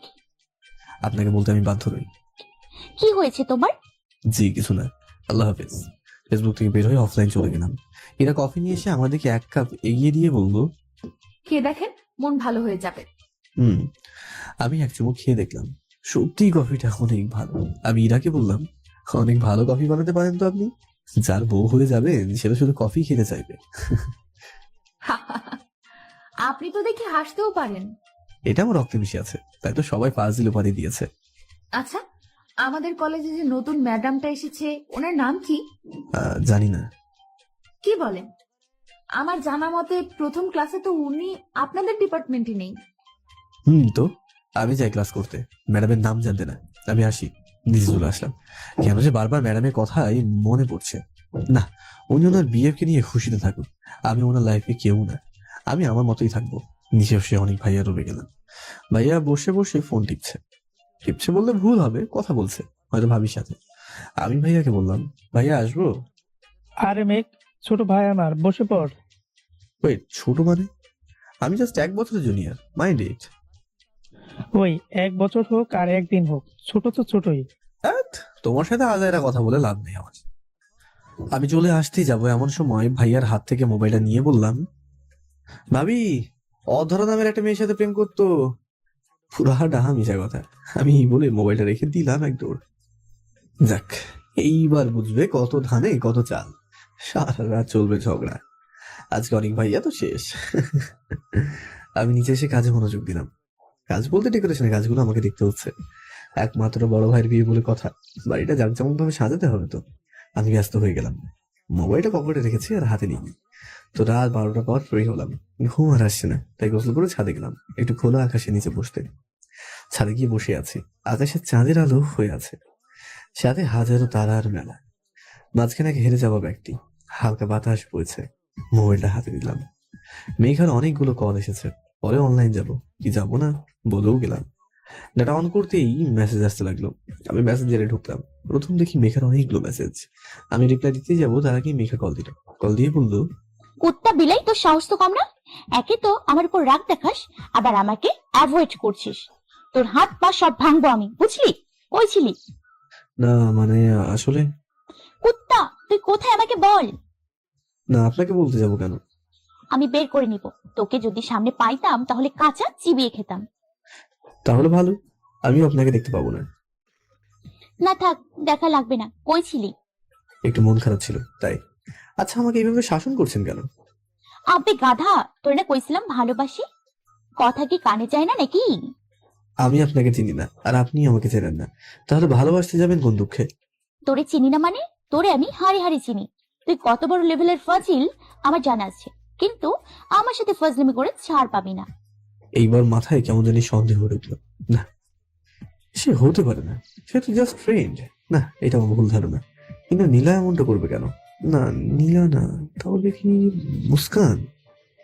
আমাকে বের করতে হবে কি এই মেয়ে। আমাকে চুপচাপ থাকতে দেখে অপর পাশ থেকে মেঘা বলল, কি সাহেব, কি ভাবছেন? কিছু না। আহ, আমার ভালো লাগছে না, পরে কথা বলবো। শোনো, জি বলেন। নিজের খেয়াল রাখবে আর মেয়েদের দিকে বেশি তাকাবে না। বিয়ে বাড়িতে অনেক মেয়ে থাকবে, যদি তাকাও তবে তোমার হাড় গুড় সব ভেঙে দিব। ওয়েট, আমি বিয়েতে এসেছি এইটা আপনি জানেন কেমনে? বললাম না তোমাকে ভালোবাসি, তাই তোমার সব খবর রাখি। এসব নিয়ে না ভেবে রেস্ট করো, যাও, কাল অনেক কষ্ট করতে হবে তো। মেঘা ফোনটা কেটে দিল। আর যেতে যেতে আমাকে একটা শক দিয়ে গেল। আমি ফোনটা দেখে আবার মেসেঞ্জারে ঢুকলাম। ঢুকে দেখি মায়া ম্যাডামের মেসেজ। আমি আইডিতে ঢুকলাম। ম্যাডাম মেসেজে লিখে রেখেছে, মেঘ, কালকে ইম্পর্টেন্ট ক্লাস আছে, চলে আসিও। মেসেজটা দেখে রাগের পরিমাণ আরো বেড়ে গেল। এমনিতেই আছি কষ্টে, তার উপর আরো কষ্ট। না, ভাল লাগে না। আমি অফলাইন হয়ে গেলাম, মোবাইলটা অফ করে ঘুমিয়ে পড়লাম। সকালে কারো ডাকে ঘুমটা ভাঙলো। আমি চোখ খুলে দেখি এরা হাতে চা নিয়ে দাঁড়িয়ে আছে। আমাকে উঠতে দেখে বলতো, এইভাবে কেউ ঘুমায়? অনেকক্ষণ ধরে ডাকছিলাম, চা নেন আপনার। আর নিচে সবাই ওয়েট করছে। ইরা চায়ের কাপটা রেখে চলে গেল। আমি যাওয়ার আগে ডেকে বললাম, কিছু কি বলবেন? জি, বুঝতে পারলাম না। আপনার মুখে স্পষ্ট বুঝতে পারছি আমাকে কিছু একটা বলতে চান, কিন্তু বলতে পারছেন না। না, কিছু না। বলেন, আমি হেল্প করবো। আসলে আমি না আপনাদের ফ্রেন্ড রাফির উপর ক্রাশ খাইছি। আসলে ক্রাশ না, ওরে অনেক ভালোবাসি, সেই প্রথম দিন থেকে। আপনারা তো বেস্ট ফ্রেন্ড। আসলে আমি আপনাদের অনেক আগে থেকে চিনতাম। সেটা আমি জানি। রাফিকে আপনি ফলো করেন, এটাও জানে। আপনাকে যে রাফিও ভালোবাসে, এইটাও আমি জানি। কি বললেন? রাফিও আমাকে? এই জন্যই তো ওকে আসতে বলেছি। সে আসছে, আপনি সুন্দর করে রেডি থাকবেন। এসে আপনাকে নাচনের ভান করবে, আপনিও ঠিক তেমনটা করবেন। পরে যা করার আমি করবো। ধন্যবাদ। ধন্যবাদ বলে লাভ হবে না, খুব খিদা লেগেছে। নিজের হাতে কিছু বানিয়ে খাওয়ালে বেশি খুশি হবো, সাথে কফিও। আচ্ছা। এরা খুশি মনে চলে গেল। হ্যাঁ, রাফি আর ইরার কাহিনীটা আগে থেকেই চলছিল। দুজন দুজনের ভালোবাসা, কিন্তু ইরা মেয়ে বলে বলতে পারছিল না, আর রাফির রিজেক্ট খাওয়ার ভয়। আর ইরাকে ঠিক আগে থেকে আমি চিনতাম, জাস্ট বাসে নাচেনের ভান করেছি। আর সেও ঠিক একই কাজই করলো। যাই হোক, আমি ফ্রেশ হয়ে নিচে গেলাম খেতে। টেবিলে দেখি পছন্দের পরোটা আর আলুর দম বানানো আছে। আমি চাচিকে জিজ্ঞাসা করলাম, চাচি এসব কে বানিয়েছে? ইরা বানিয়েছি। আমি খেয়ে দেখলাম, মাশাআল্লাহ, খেতে তো ওয়াও হয়েছে। ইরা আমার পাশে বসা ছিল, আমাকে জিজ্ঞাসা করলো, কেমন হলো ভাইয়া? ভালোই। তোমার হাতে রান্না অনেক ভালো। রাফি তো আবার খাবার পাগলা, তোমার রান্না ছাড়া তো কিছুই খেতে চাইবে না। ভাইয়া কবে আসবে সে? আরে এত অর্থহীন হচ্ছে কেন? আসবে আসবে, ঠিকই আসবে। কখন? হঠাৎ করে দরজার বাইরে থেকে কারা যেন বললো, কি রে, আমাকে ছেড়ে একা একা খাবি নাকি? আমি তাকিয়ে দেখি রাফি আর রিয়াদরা সবাই এসেছে। আমি তাদের কাছে গিয়ে বললাম, কি রে, আসতে কষ্ট হয়নি তো? সব কষ্ট চলে যাবে, আগে খেতে দে। চাচি কই? চাচি সবাইকে দেখে বললো, কি রে ফাজিলের দল, কাল না এসে আজকে আসলি কেন? আরে চাচি, তোমার এই বোকা ছেলেটা দাওয়াত দেয়নি তাই। আচ্ছা বস সবাই। চাচি আর ইরা সবাইকে খেতে দিল। আর রাফি ইরাকে খেয়াল করেনি। যখন রাফি প্লেটে পরোটা দিল তখনই সে খেয়াল করলো। ইরাকে দেখে সে কিছুটা অবাকই হলো। ইরা পরোটা দিয়ে চলে গেল। বুঝতে পারলাম লজ্জা পেয়েছে। বাকিরা খেয়াল করেনি। রাফি আমাকে কানে কানে বললো, কি রে দোস্ত, এইটা এখানে কেন? কোনটা? ইরা? ও ইরা, এরা তো অনেক ভাইয়ার মামাতো বোন। কি বলিস? হ্যাঁ, আমি কালকেই জানতে পারলাম। আমাকে বলিসনি কেন? সারপ্রাইজ দিব বলে। আর আমি কিন্তু তোকে এই বিয়ের আসরে ওকে পটাতে হবে, নাহলে জীবনেও আর ওকে পাবি না। কেন? ওর বিয়ে ঠিক হবে শুনছি অনেক ভাইয়ার কাছে। কি বলিস? আমার ভালোবাসাকে অন্য হাতে দিব না, যে করে হোক আমার ওকে চাই। ওকে নে, খাওয়া শুরু কর। সবাই মিলে নাস্তা করে কাজে লেগে গেলাম। আমার কাজ একটু কমে গেল, কারণ রাফি আর বাকিরাও হেল্প করছে। রাফি হেল্প করছে না, সে লুকিয়ে লুকিয়ে ইরাকে দেখছে। যাই হোক, বিয়ের আসলে সবাই খুশিতেই আছে, কিন্তু আমার ডেভিল ম্যাডামটা যে অন্যকে নিয়ে খুশিতে আছে। আচ্ছা, আমি বারবার ওনার কথা ভাবছি কেন? তাহলে কি ওনাকে ভালোবেসে ফেললাম নাকি? আমি ভাবতে পারছি না। এই বিয়ের মতো আনন্দের সময় আমার মনটা খারাপ। আমি মন খারাপ নিয়েই কাজ করতে লাগলাম। দুপুরে সবাই খেয়ে দিয়ে আড্ডা দিচ্ছে। এমন সময় রাফি আমার কানে কানে বলল, দোস্ত, আমি আর পারছি না, প্লিজ তুই ইরাকে কোনোভাবে ম্যানেজ কর, যাতে ওর সাথে একটু ভালোভাবে আলাদাভাবে কথা বলতে পারি। আব্বে হালা, এত তাড়াতাড়ি? ভাই, ওর বিয়ের পর ওর সাথে কথা বলবো নাকি? আচ্ছা আচ্ছা, আমি ব্যবস্থা করে দিচ্ছি। বিকেলের দিকে সবাই কাজ করছিলাম, কিছু ফুলের শর্ট পড়লো। আসলে আমি ইচ্ছে করে আনিনি, তবে রাফিকে বললাম, দোস্ত তুই যা গিয়ে ফুলগুলো নিয়ে আয়। সাথে পাশে থাকি ইরাকেও বললাম, ইরা তুমি সহ যাও, গিয়ে ভালো দেখে ফুল নিয়ে আসো। আমার হাদারাম বন্ধুটা আবার ফুল চেনে না তো। কথারই বলায় রাফি আমাদেরকে রাগি চোখে দেখালো, পরক্ষণে খুশিও হলো, কারণ চিরার সাথে কথা বলার সুযোগ পাবে। যাক, রাফির লাইনটা ক্লিয়ার হলো। আমি কাজ করতে করতে ক্লান্ত। ও হ্যাঁ, আব্বু আম্মুরা দুপুরে চলে এসেছে। যাই হোক, তারা এসেছে, সমস্যা নেই। তাদের সাথে বোনও এসেছে, তাতেও সমস্যা নেই। কিন্তু মুস্কান কেন এসেছে? আচ্ছা, অপরিচিত কেউ মেয়েটি মুস্কান নাকি? না, আমাকে বের করতেই হবে। মাথায় একটা বুদ্ধি এসেছে। কিন্তু কাজটা কে করবে? ও হ্যাঁ, রিয়াদ। সে তো এই কাজে একদমই এক্সপার্ট। আমি রিয়াদকে ডেকে সব খুলে বললাম। সে তো এক কথায় রাজি। সে তার কাজে লেগে পড়লো। বিয়ের কাজ শেষ, আর রাফি আর ইরা ফিরে এসেছে। তবে দুইজনের চোখ দেখে বোঝা যাচ্ছে তারা দুজনেই খুব খুশি। হয়তো তাদের মনে লুকিয়ে থাকা অনুভূতিগুলো আজ ভালোবাসার রূপে পূর্ণতা পেয়েছে। ওদের কথা মনে করে কেন জানি মুখে একটু হাসি ফুটলো। কিন্তু মায়ায় যে পড়ে বসে আছে। যাই হোক, অনেক ভাইয়া স্টেজে উঠলো, সবাই মিলে মেহেদির অনুষ্ঠান শুরু করলো। আমার ভালো লাগছিল না, তাই ছাদে এসেছি আকাশ দেখতে। হঠাৎ পিছন থেকে বোন জান্নাত বলে উঠলো, কি হয়েছে ভাইয়া তোর? কই কিছু না তো। আমি জানি কিছু একটা হয়েছে। কি হয়েছে বল?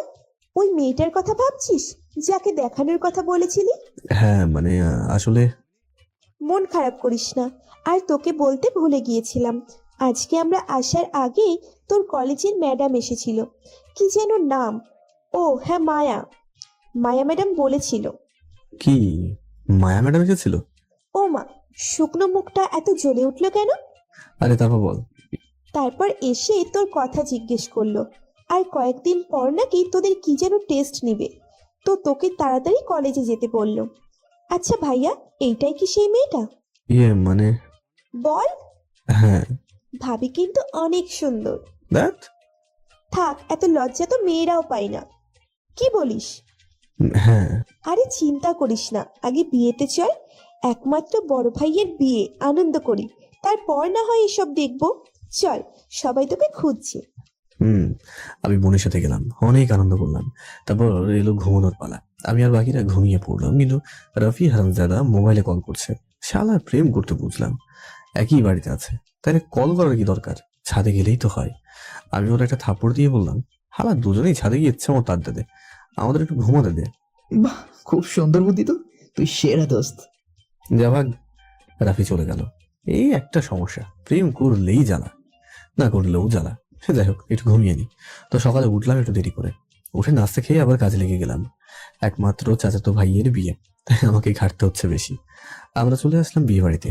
ওরে মা, গেটে দেখি অনেক মেয়ে দাঁড়িয়ে আছে, টাকার ডিমান্ড করছে। তো ভাইয়াকে বললাম দিয়ে দিতে। ভাইয়া তার মানি ব্যাগটা আমাকে দিয়ে বললো, তুই একটু ম্যানেজ কর।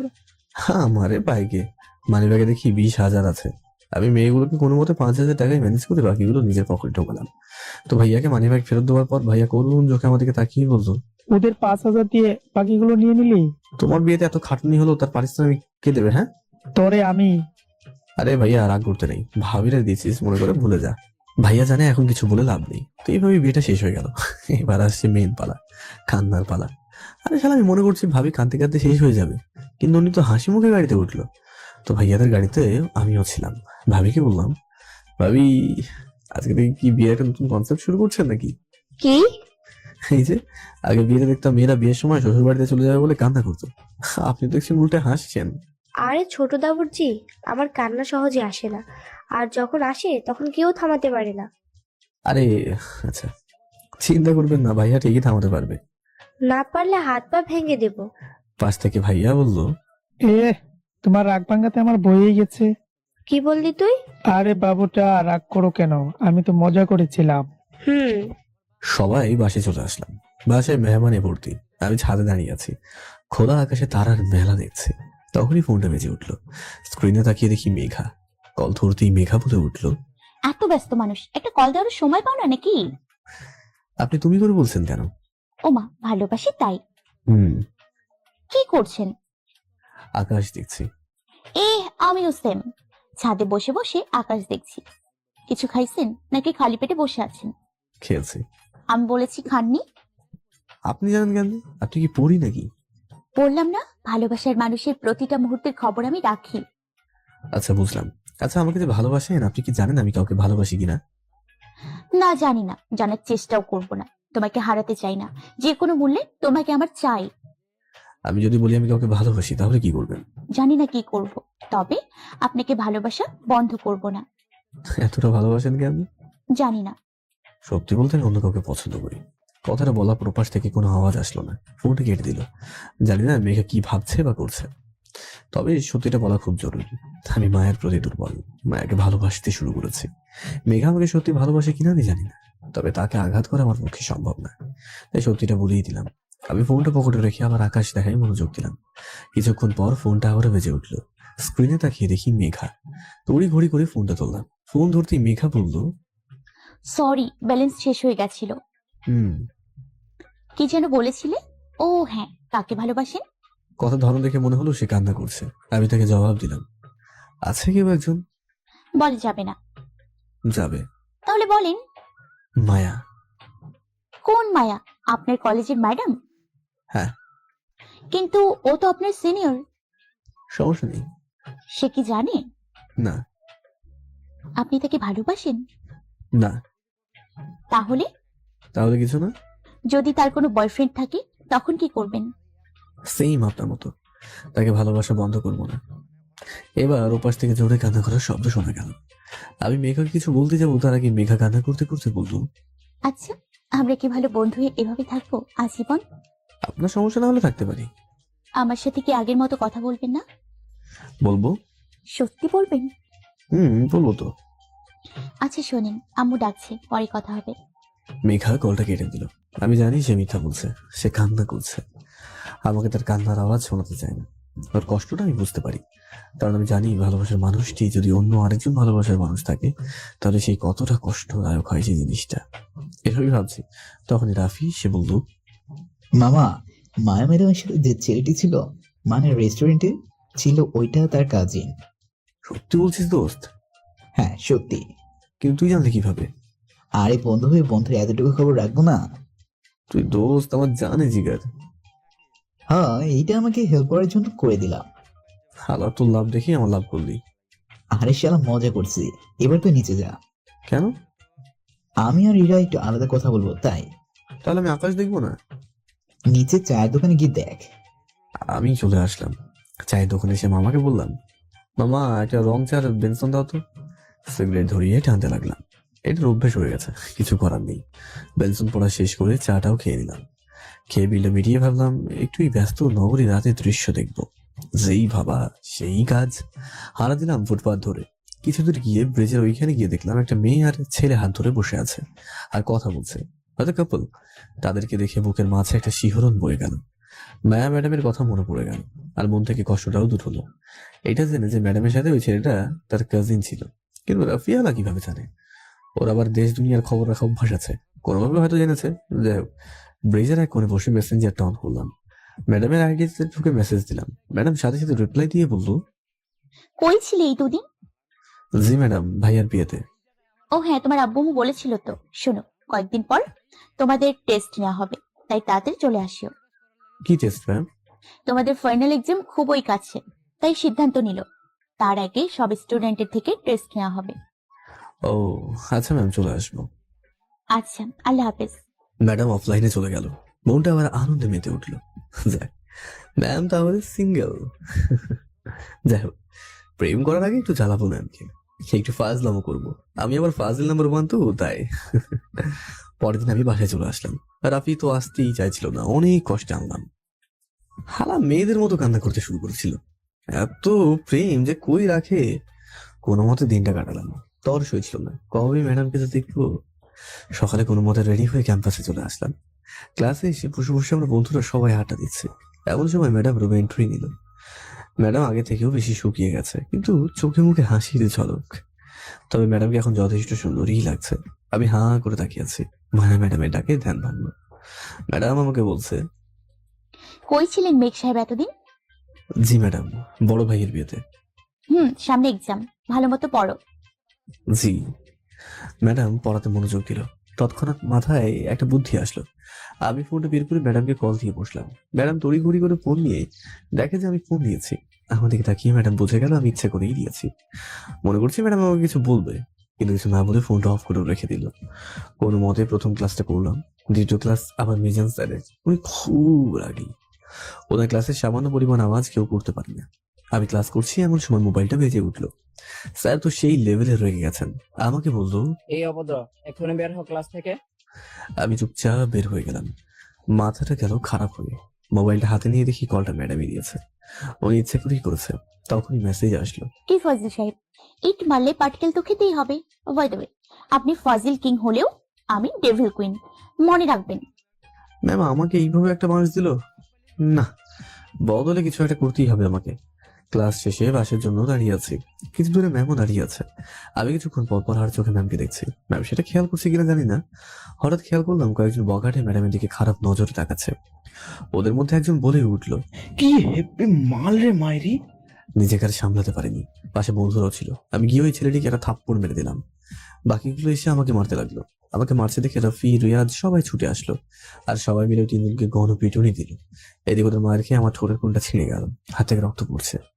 এটা দেখে মায়া তো উড়ে এসে হাতটা ধরে বললো, কে বলেছে এসব বখাটেদের সাথে মারামারি করতে? ওরা আপনাকে খারাপ কথা বলছিল তাই। চল হসপিটালে চল। ম্যাম চিন্তিত হয়ে পড়লেন। আমাকে তাড়াতাড়ি হাসপাতালে নিয়ে এসে ব্যান্ডেজ করিয়ে দিলেন। তারপর বললেন, এখন কেমন লাগছে? জি ম্যাম, ভালো। কে বলেছে এমন ছেলে মানুষই কাজ করতে? যদি কিছু হয়ে যেত তাহলে আমার কি হতো? কি ম্যাম? কিছু না। তাহলে কি আমি ভুল শুনলাম নাকি? বাসায় গিয়ে রেস্ট নেবে, আর কোনো কাজ করবে না, ওকে? আমি মনে মনে বললাম, কিন্তু বাসার সব কাজ তো আমাকেই করতে হবে। কেন? বাসায় কেউ নেই, সবাই চাচার বাসায়। ওইখানে কয়েকদিন থেকে তারপরে আসবে। তাহলে একা কিভাবে থাকবে? একটা কাজ করো, তুমি তোমার ফ্রেন্ডের বাসায় চলে যাও। কিন্তু ম্যাম ফ্রেন্ডের বাসায় তো আর এতদিন থাকতে পারবো না। আচ্ছা চিন্তা করবে না, আমি রাফিকে বলবো তোমার সাথে থাকতে, আর সে তোমার যত্ন নেবে। খাবার আমি বানিয়ে পাঠিয়ে দিব। আপনি কেন এত কষ্ট করবেন? আমি হোটেল থেকে ঠিক আনিয়ে নেবো। না, হোটেলের খাবার ভালো না। তুমি বাসায় যাও রাফিকে নিয়ে, আমি রাতের খাবার পাঠিয়ে দিব। জি আচ্ছা। আমি রফিকে নিয়ে বাসায় চলে আসলাম। বাসায় এসে রফি আমাকে বেড়ে শুইয়ে দিল আর বলল, দোস্ত, আজকে কিন্তু তুই ম্যামের চোখে হিরো হয়ে গেলি। হালা হিরো হওয়া চক করে আমার হাতের 12টা বেজে গেল রে। ওইসব কিছু না, প্রেম করতে গেলে একটু রক্তারক্তি করতে হয়। আইসে আমার। তাহলে তুই দে একটু, আমি ইরাকে বলি তুই রক্ত দে। না থাক, তুই রেস্ট নে, আমি সিগারেট নিয়ে আসি। হালা তোর তো লাইন ক্লিয়ার, তাহলে সিগারেট খাবি কেন? আর ইয়ার, তুই তো জানিস সিগারেট আমাদের অনেক পুরনো বন্ধু। রাফি সিগারেট আনতে চলে গেল। রাফি সিগারেট নিয়ে রুমে আসতেই ফোনে কল আসলো। সে সিগারেটের প্যাকেট আমাকে দিয়ে চলে গেল। আমি একটা সিগারেট ধরি আপন মনে টানছি। রাফি ফোনে কথা বলা শেষ করে এসে আমাকে বলতো, আর আমি, তুই এরাকে কি বললি? কই কিছুই বলিনি তো, শুধু এটা বলেছি তুই সিগারেট খাওয়ায় অ্যাডিক্টেড। হালা, তোর জন্য আমার সিগারেট খাওয়া আজীবনের জন্য বন্ধ হলো। আমি সিগারেট ছাড়া থাকবো কেমনে? থাকতে তো হবেই, ভাবির ওয়াদা যে তোকে রাখতেই হবে। দাঁড়া, আমিও দেখাবো মজা। কিছুই করতে পারবি না, সিগারেট মুখে আছে। এমন সময় মায়া ম্যাম কল দিল। কলটা রিসিভ করতেই ম্যাম বলে উঠলো, মেঘ কেমন লাগছে এখন? জি ম্যাম, আগে থেকে একটু বেটার। নিজের যত্ন নিও, আর আমার আব্বু তোমার বাসায় খাবার নিয়ে যাবে। ম্যাম আঙ্কেলকে কেন কষ্ট দিচ্ছেন? আর এসব কিছু না, তোমার জন্যই তো করছে। তুমি নিজের যত্ন নাও। জি ম্যাম ফোন কেটে দিল। ফোন কাটার সাথে সাথেই আবার মেঘার ফোন আসলো। কলটা রিসিভ করতেই মেঘা ঝাড়ি শুরু। ম্যাম ফোনটা কেটে দিল। ফোন কাটার সাথে সাথেই আবার মেঘার ফোন আসলো। কলটা রিসিভ করতেই মেঘা ঝাড়ি শুরু। মেঘা বলতে লাগলো, সমস্যা কি? এত নায়ক সাজার কি দরকার ছিল? হ্যাঁ, পাশে বন্ধুরা ছিল, ওদেরকে আগে নিয়ে যেতে। নিজের বড় হিরো মনে হয়, তাই না? যদি কিছু হয়ে যেত তখন? সরি আসলে। সরি? পরের বার থেকে হিরো সাজার চেষ্টা করবে না। আর ছেলেগুলো এখন হসপিটালে, আমার লোকেরা ওদের ইচ্ছে মতো ধোলাই করেছে। আরে ওদেরকে মারার কি দরকার ছিল? আমি আর ফ্রেন্ডরা মিলে তো অনেক পিটিয়েছি। আপনার গায়ে হাত দিয়েছে কেন? তাই বলে মেরে হাসপাতালে পাঠাবেন? হ্যাঁ পাঠাবো। তোমাকে যে একটা ঠোকা দেবে তাকে আমি ছাড়বো না। কেন? ভালো এমনি। আচ্ছা নিজের যত্ন নিও, আর সময় মতো ওষুধ খেয়ে নিও। আর ম্যাডাম তো খাবার পাঠাবে, যদি খারাপ হয় আমাকে বলিও, আমি না হয় রান্না করে পাঠাবো। ম্যাডাম খাবার পাঠাবে, এটা কিভাবে জানেন আপনি? আপনাকে না বলেছি আপনার প্রত্যেকটা মুহূর্তে খবর আমি রাখি। রাখি। আল্লাহ হাফেজ। নিজের খেয়াল রাখবেন। আর আমি হয়তো বেশি দিন দেশে থাকবো না। কেন? চলে যাব স্পেনে, আব্বুর কাছে। কেন? যে কাজে এসেছিলাম সেটা শেষ, আমার স্টাডি কমপ্লিট। তাই আর যার জন্য থাকা সে তো অন্য কাউকে ভালোবাসে, তাই। শুনেন মেঘা, শুনেন মেঘা। কলটা কেটে দিল মেঘা। আমি স্পষ্ট জানি সে কাঁদছে। মেয়েটা এতটা ভালোবাসে আমায়, কিন্তু আমি তো মায়া ম্যামকে ভালোবাসি। না, আমি কিছুই বুঝতে পারছি না। আমি মেঘাকে কল দেওয়ার চেষ্টা করছি, কিন্তু কল তো ঢুকছে না। মেসেঞ্জারে গিয়ে দেখি মেঘা ব্লক দিয়েছে। আচ্ছা, ওরা তো চিনি না, তাহলে এমন লাগছে কেন? কেন এত ছটফট করছি? আমি তো ম্যামকে ভালোবাসি। না, আমি কেন মেঘার কথা ভাববো? আমি এসব ভাবছি আর রাতের দিকে শুয়ে শুয়ে টিভি দেখছি। তখনই রফি এসে বলতো, ম্যাম খাবার পাঠাইছে। কে এনেছে? একজন বৃদ্ধ লোক। কোথায় উনি? চলে গেছে। আরে বসতে বলিসনি কেন? বলছি, উনি তাড়াতাড়ি দিয়ে চলে গেল। আচ্ছা। ম্যাম কল দিচ্ছে। কলটা দিয়ে বললো, মেঘ, খাবার পেয়েছো? জি। খেয়ে নিও, আর ওষুধও খেয়ে নিও। জি ম্যাম। ম্যাম কলটা কেটে দিল। ম্যামের তো কেয়ার দেখে মনে হলো ম্যামের মনে আমার জন্য ফিলিংস আছে। ম্যামকে প্রপোজ করে দেবো, কিন্তু থাক, এখন না। সঠিক সময় আসলে ঠিকই করবো। পুরো 1 সপ্তাহ পর আমি সুস্থ হলাম। পরীক্ষাও কাছে আসলো। পড়ালেখায় মনোযোগী দিলাম। কালকে পরীক্ষা, রাতে পড়ছি। হঠাৎ করে মোবাইলে মেসেজ আসলো। তাকে দেখি মেঘা। মেসেজটা ওপেন করে দেখি লেখা আছে, কালকের জন্য বেস্ট অফ লাক। মনোযোগ দিয়ে লিখবেন আর নিজের খেয়াল রাখবেন। আমি কি মনে করে কল দিয়ে বসলাম। সেও হয়তো আমার কলের অপেক্ষায় ছিল।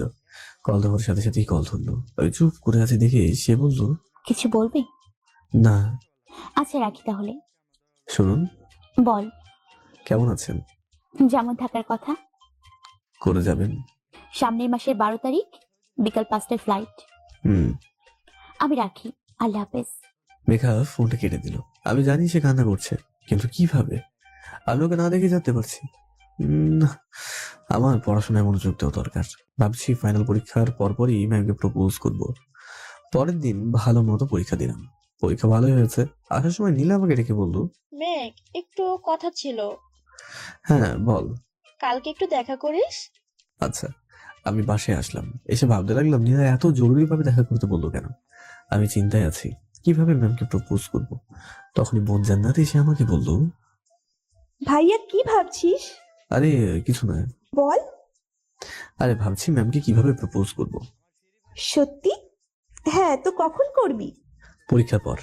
না ভাইয়া, আগে করবি। কেন? করতে বলছি, করবি। আচ্ছা, কিন্তু কিভাবে? বোন আমাকে সব কিছু বুঝিয়ে বলল। সব শুনে একটু সাহস পেলাম।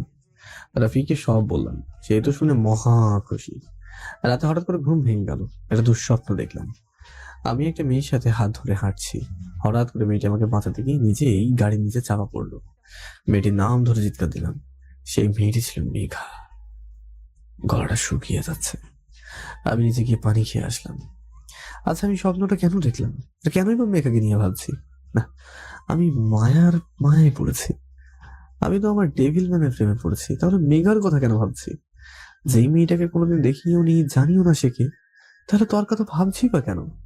পরের দিন ক্যাম্পাসে বড় গাছটির নিচে দাঁড়িয়ে আছি নীলার জন্য। আজকে শাড়ি পরে এসেছে।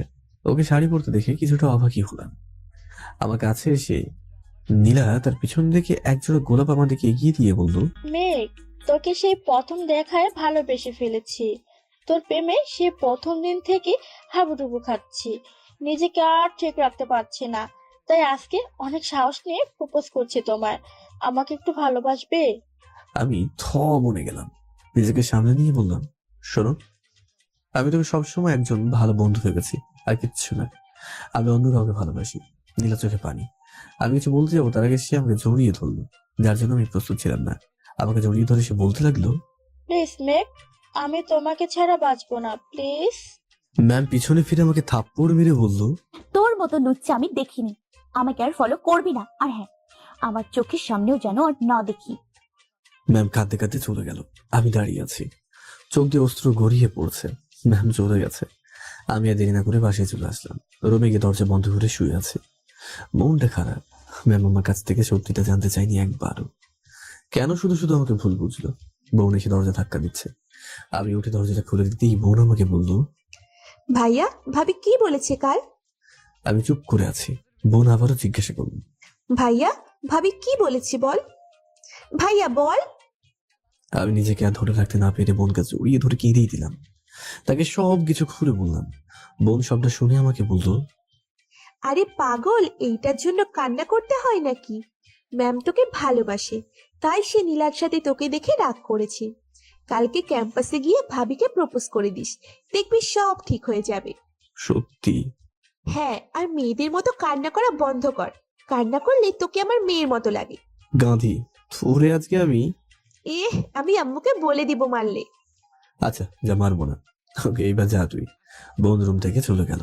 আমি ম্যামের আইডিতে ঢুকলাম, কিন্তু ম্যাম তো ব্লক করে দিয়েছে আমাকে। আমি ফোনে ট্রাই করলাম, কয়েকবার রিং হওয়ার পর ম্যাম ফোনটা ধরে বলল, ওই কুত্তা, কি সমস্যা তোর? Ma'am, I am sorry.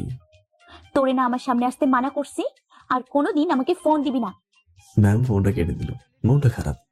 পরের দিন ক্যাম্পাসে গিয়ে ম্যামকে খুঁজছি, কিন্তু পাচ্ছি না। আর রাফিকে জিজ্ঞেস করলাম, দোস্ত, মায়া ম্যাম কই? ম্যাম চলে গেছে, উনি চাকরি ছেড়ে দিয়েছে। কি বলিস এসব? হ্যাঁ সত্যি। দোস্ত, আমি মায়া ম্যামকে অনেক ভালোবাসি তো। কি হয়েছে আমাকে বল। আমি রাফিকে সব বললাম। রাফি সবটা শুনে বলল, দোস্ত, সময় এসে গেছে কিসের? প্রপোজ করার। কারে? আব্বে হালা, ম্যাম রে করবি। কিন্তু কিভাবে? আরে আমি আছি তো, সব অ্যারেঞ্জ করবো। তুই শুধু রাত 12টায় কল দিলে নির্দিষ্ট জায়গায় চলে আসিস। ওকে মামা। আমি নিশ্চিন্তে বাইরে চলে আসলাম। রাফি যখন বলতে তাহলে সবই সম্ভব। আমি অপেক্ষায় আছি। রাফি 11:30 কল দিয়ে একটা জায়গায় যেতে বললো। আমি 20 মিনিটে পৌঁছেও গেলাম। গিয়ে দেখি রাফি শহরে ইয়াদেরা সবাই আছে, আর তাদের হাতে সব কাগজ। আমাকে দেখে রাফি বলল, ম্যামকে কল দিয়ে নিচে আসতে বল। কিন্তু ম্যাম এইখানে আসবে কেন? আব্বে হালা, ম্যাম সামনে বসে থাকে। ওয়েট মামা, আমি কল দিচ্ছি। কিন্তু আমার বুকটা কাঁপছে। কেন? প্রথমবার কাউকে প্রপোজ করবো তাই। কেন, ভবিষ্যতে আরো কয়েকটা করবি নাকি? না ভাই, একটাই, এইটাই করতে পারলেই হলো। তাইলে হালা কল দে। কিন্তু তোদের হাতে সব কি? আরে বা, বেশি কথা না বলে ম্যামকে নিচে আসতে বল। আমি মায়া ম্যামকে কল দিলাম, কয়েকবার দিলাম, কিন্তু ম্যাম কলটা ধরলো না। আমি আবারও দিলাম। ম্যাম কলটা রিসিভ করে বিরক্তির স্বরে বললো, তোর মতো বেহায়া নির্লজ্জ ছোট লোক আমি আর দুইটা দেখিনি। সরি ম্যাম, আসলে। আরে, তোর এত অপমান করার পরেও কি হয় না? ম্যাম একটু নিচে আসবেন? কেন? আসেন না। আমি কি তোর চাকর নাকি? Ma'am please. ম্যাম আর কিছু না বলে ফোনটা কেটে দিল। রাফি আমাকে হতাশ হতে দেখে বললো, কি রে, কি হয়েছে? অপমান করছে।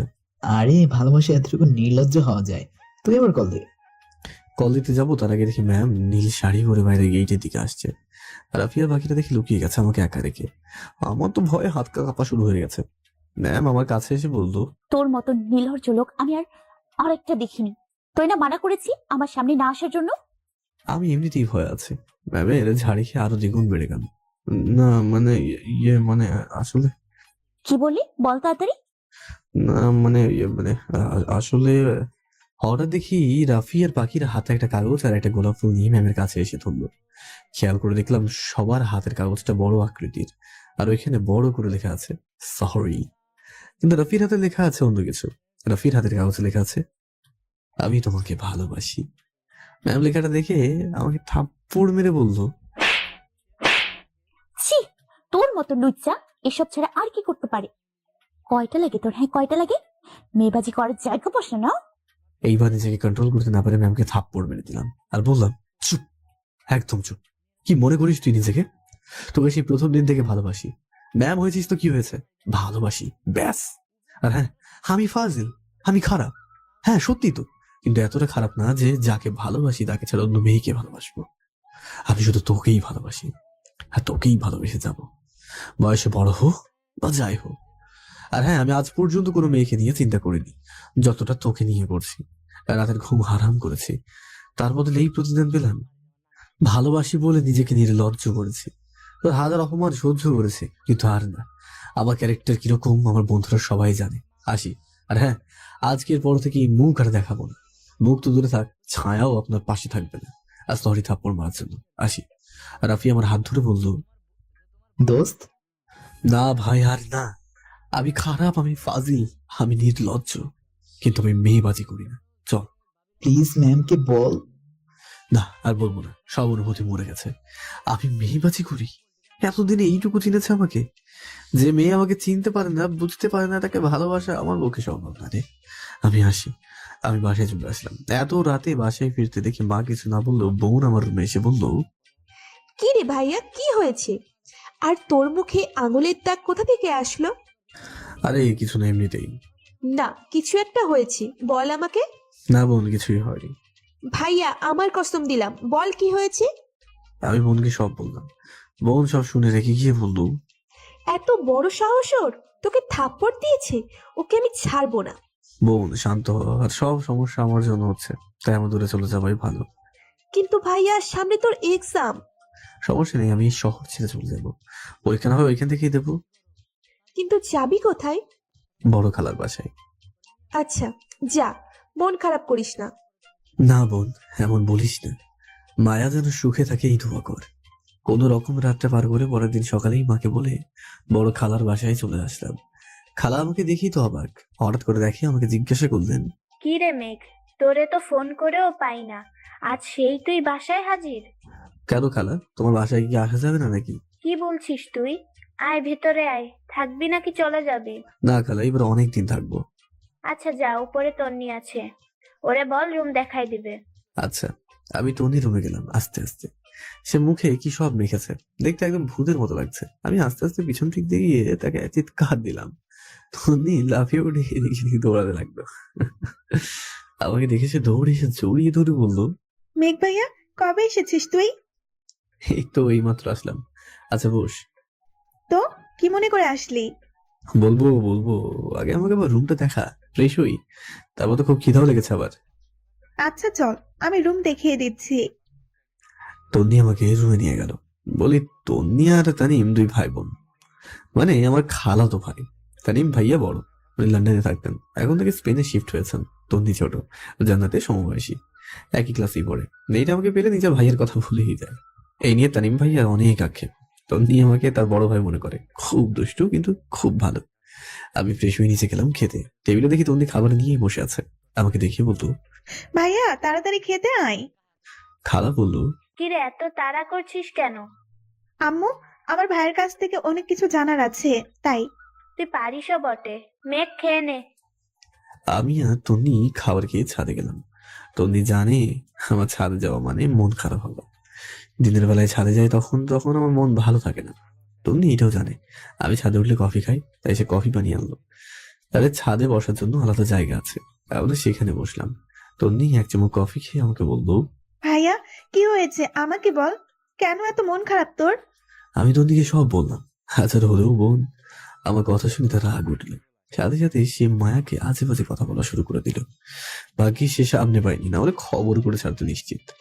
আমি কোন রকম তন্নিকে শান্ত করে বললাম, আরে আরে রাগ করার কি আছে? কি আছে মানে? তোকে অপমান করার সে কে? আজ পর্যন্ত তোর আব্বু তোকে কিছু বলেনি, আর ওই মেয়েটা বলার সাহস কি করে পায়? ওকে ভালোবাসি তাই। কিন্তু ভাইয়া, ও তোর ভালোবাসা বোঝে না। আরে পাগলি, বোঝে, সব বোঝে। আমি জানি সে ভালোবাসে, কিন্তু ওই যে মেয়েদের বুক ফাটে তো মুখ ফোটে না। কেন ভাইয়া? জানি না। তন্নির সাথে কথা বলছি, তেমন সময় দেখি মেঘার কল। আমি কলটা ধরতেই মেঘা বললো, মেঘ তুমি কোথায়? আজকে তোমাকে ক্যাম্পাসে দেখলাম না। জি আমি একটু বাইরে আছি। ম্যামের ব্যবহারে বেশি কষ্ট পেয়েছো? না ওয়েট ওয়েট, আপনি কিভাবে জানেন এসব? আমি আগেই বলেছিলাম আপনার সব খবর আমি রাখি। কেমন যেন একটা সন্দেহ হলো, এটা আমাকে যাচাই বাছাই করতেই হবে।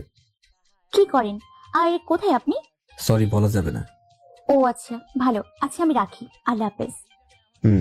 মেঘা ফোনটা কেটে দিল। তন্নি জিজ্ঞাসা করলো, ভাইয়া কে কল দিছে? আমি তন্নিকে মেঘার ব্যাপারে সবকিছু বললাম। তন্নি শুনে বললো, ভাইয়া ডাল মে কুছ কালা হে। বোন কুছ নেই, বহুত কালা হ্যাঁ। আমাদের দুজনে মিলে এটা সমাধান করতে হবে, কিন্তু কেউ যেন না জানে, ওকে? ওকে। হঠাৎ করে রাফি কল দিল। আমি কলটা রিসিভ করতে রাফি জিজ্ঞাসা করলো, আব্বাহলা কই তুই? তোর সাথে আড্ডা দেওয়ার জন্য সবাই বসে আছি। না দোস্ত, আমি অনেক দূরে আছি। কি বলিস? কোথায় তুই? আছি একটা জায়গায়। বল। চিন্তা করিস না, তাড়াতাড়ি চলে আসবো। আমি ফোনটা কেটে দিলাম। কেমন জানি এইখানেও একটু গড়বড় মনে হচ্ছে। রাফির কথার মাঝে পরিবর্তন লক্ষ্য করতে পারলাম। আমি ইরাকে কল দিলাম। ইরা ফোন ধরতেই আমি ওকে সব প্ল্যান বসিয়ে দিলাম। এরপর মোবাইল থেকে সিমটা খুলে রাখলাম যাতে কেউ কন্ট্যাক্ট না করতে পারে। আর মেঘাকে মেসেজ দিয়ে নতুন সিমের নাম্বারটা দিলাম যাতে প্ল্যান সাকসেসফুল হয়। তারপর আমি একটু ঘুমানোর চেষ্টা করলাম, কিন্তু না, সম্ভব হয়নি। যদি প্ল্যান মোতাবেক না হয় তাহলে কি হবে? না, আমি শিওর হব। 2 দিন কাটিয়ে দিলাম। ইরা আমাকে কোনো খবরই দিল না। সন্ধ্যার সময় আমি আর তন্নি ছাদে বসে বসে কফি খাচ্ছি। এমন সময় রাফির নাম্বার থেকে কল আসলো। আমি ফোন ধরতেই রাফি বলল, কি রে, তোর পুরোনো সিমটা বন্ধ নাকি যে তুই নতুন সিম চালাচ্ছিস? হ্যাঁ দোস্ত, কিন্তু এই নাম্বার কিভাবে পেলি? না মানে আন্টি থেকে নিয়েছিলাম। ও ভালো। কি খবর তোর? ভালো না রে। কেন? মায়া ম্যাডাম প্রতিদিন তোর কথা জিজ্ঞেস করে আর মাথা খেয়ে ফেলে। আচ্ছা কোথায় তুই, আমাকে বল। না দোস্ত, এটা বলা যাবে না। আচ্ছা, আমাদের পরীক্ষা তো সামনের মাসেই, একেবারে তখন দেখা হবে। কি বলিস তুই? তোর ছাড়া কেমন কেমন লাগে। চল আয় তাড়াতাড়ি। না রে দোস্ত, আমি আর যাবো না। কোনো মতো পরীক্ষা দিয়ে বাইরের দেশে চলে যাব। কেন মামা? আর মায়া? সে নিজের মতো খুশিতে থাকুক, তাতে আমার কি। হুম।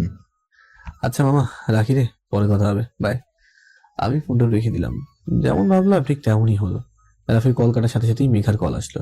আমাকে কল দেওয়ার সাথে সাথে বললো, মেঘ, তোমাকে কয়েকদিন দেখা যায় না কেন? কোথায় তুমি?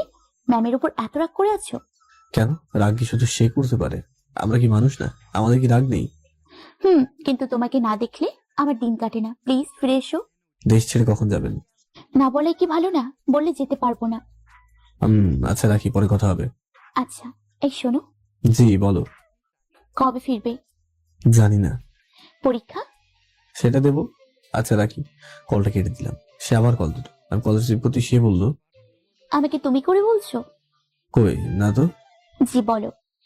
আরে না, আমি জি বলেন বলছিলাম। ও আচ্ছা, রাখি। আচ্ছা, তুমি আমাকে দেখে বললো, ভাইয়া তোরে অস্কার দেওয়া দরকার, কি সুন্দর ড্রামা করলি। হুম এখন কি বুঝলি? আমি শিওর। শুধু রাফির বিষয়টা জানা হলো না। দেখতে দেখতে পুরো 1 সপ্তাহ কেটে গেছে। এবার ধামাকা করার সময় হয়ে গেছে। ইরার থেকে যা জানা জেনে নিয়েছি, আর আমার ধারণাই সত্যি হলো। এইবার দেখি মায়া কিভাবে আমার হাত থেকে বাঁচে। আমি তন্দিকে নিয়ে ফেসবুকে একটা ছবি আপলোড করলাম আর ক্যাপশনে দিলাম, আমার হবু বউ। ঘন্টা কয়েকের মধ্যেই বন্ধুরা কংগ্রাচুলেশন জানানো শুরু করলো।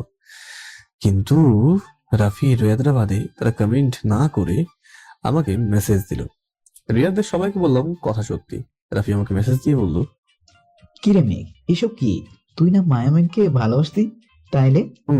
কেন? মেয়ের অভাব পড়েছে নাকি? আর মায়া মায়া করিস না তো, ওনাকে আমি হেইট করি। কি বলছিস তুই এসব? হ্যাঁ মেঘ, তুই কিন্তু ম্যামকে সত্যি সত্যি ভালোবেসেছিলি। এখনো কোথায় সেই ভালোবাসা? না রে, সব শেষ হয়ে গেছে। এখন আমি শুধু আমার হবু বউকে নিয়েই থাকবো। মেয়েটা কে? কি নাম তার? বাসা কোথায়? সরি রে, বলা যাবে না, রাখি। আমি ফোনটা কেটে দিলাম। সাথে সাথে মায়া ম্যাডামের কল রিসিভ করতেই ম্যাম বলে উঠলো, কুত্তা, জীবনে তোর মতো লুচ্চা আমি আর একটা দেখিনি। ছি, আমাকে ভালোবাসিস বলে এখন অন্য মেয়েকে বিয়ে করতে যাচ্ছি। সত্যি আজকে আমি তোকে চিনতে পারলাম। তোরে বিশ্বাস করা আমার ভুল। কে বলেছে বিশ্বাস করতে? আর আপনি কোথায় বা আমাকে বিশ্বাস করেন যে আমি আপনাকে বিশ্বাস করব? আর আপনি আমার লাইফে কেউ না, নোবডি। কি? আমি এখন নোবডি? হ্যাঁ। তোরে আমি সামনে পেলে দেখবি? কিচ্ছুই করতে পারবেন না, রাখেন এখন। মেঘ শোনো। শুনতে চায় না। মেঘ মেঘ প্লিজ। আমি ফোনটা কেটে দিলাম। এবার উনিও বুঝুক আপন মানুষকে কষ্ট দিলে কেমনটা লাগে। ফোনটা রেখে আরেক কাপ কফি খেলাম। তারপর রুমে এসে পড়তে বসলাম। সামনে তোমার পরীক্ষা। পড়া শেষ করে উঠেই দেখি মেঘার কল এসেছে অনেকগুলো। মোবাইলটা সাইলেন্ট ছিল তাই বুঝতে পারিনি। আমি কলটা ব্যাক করলাম। সাথে সাথেই সে কলটা ধরলো আর বলল, কোথায় ছিলে? কতক্ষণ ধরে কল দিচ্ছি। পড়ছিলাম। পোস্টের মেয়েটিকে?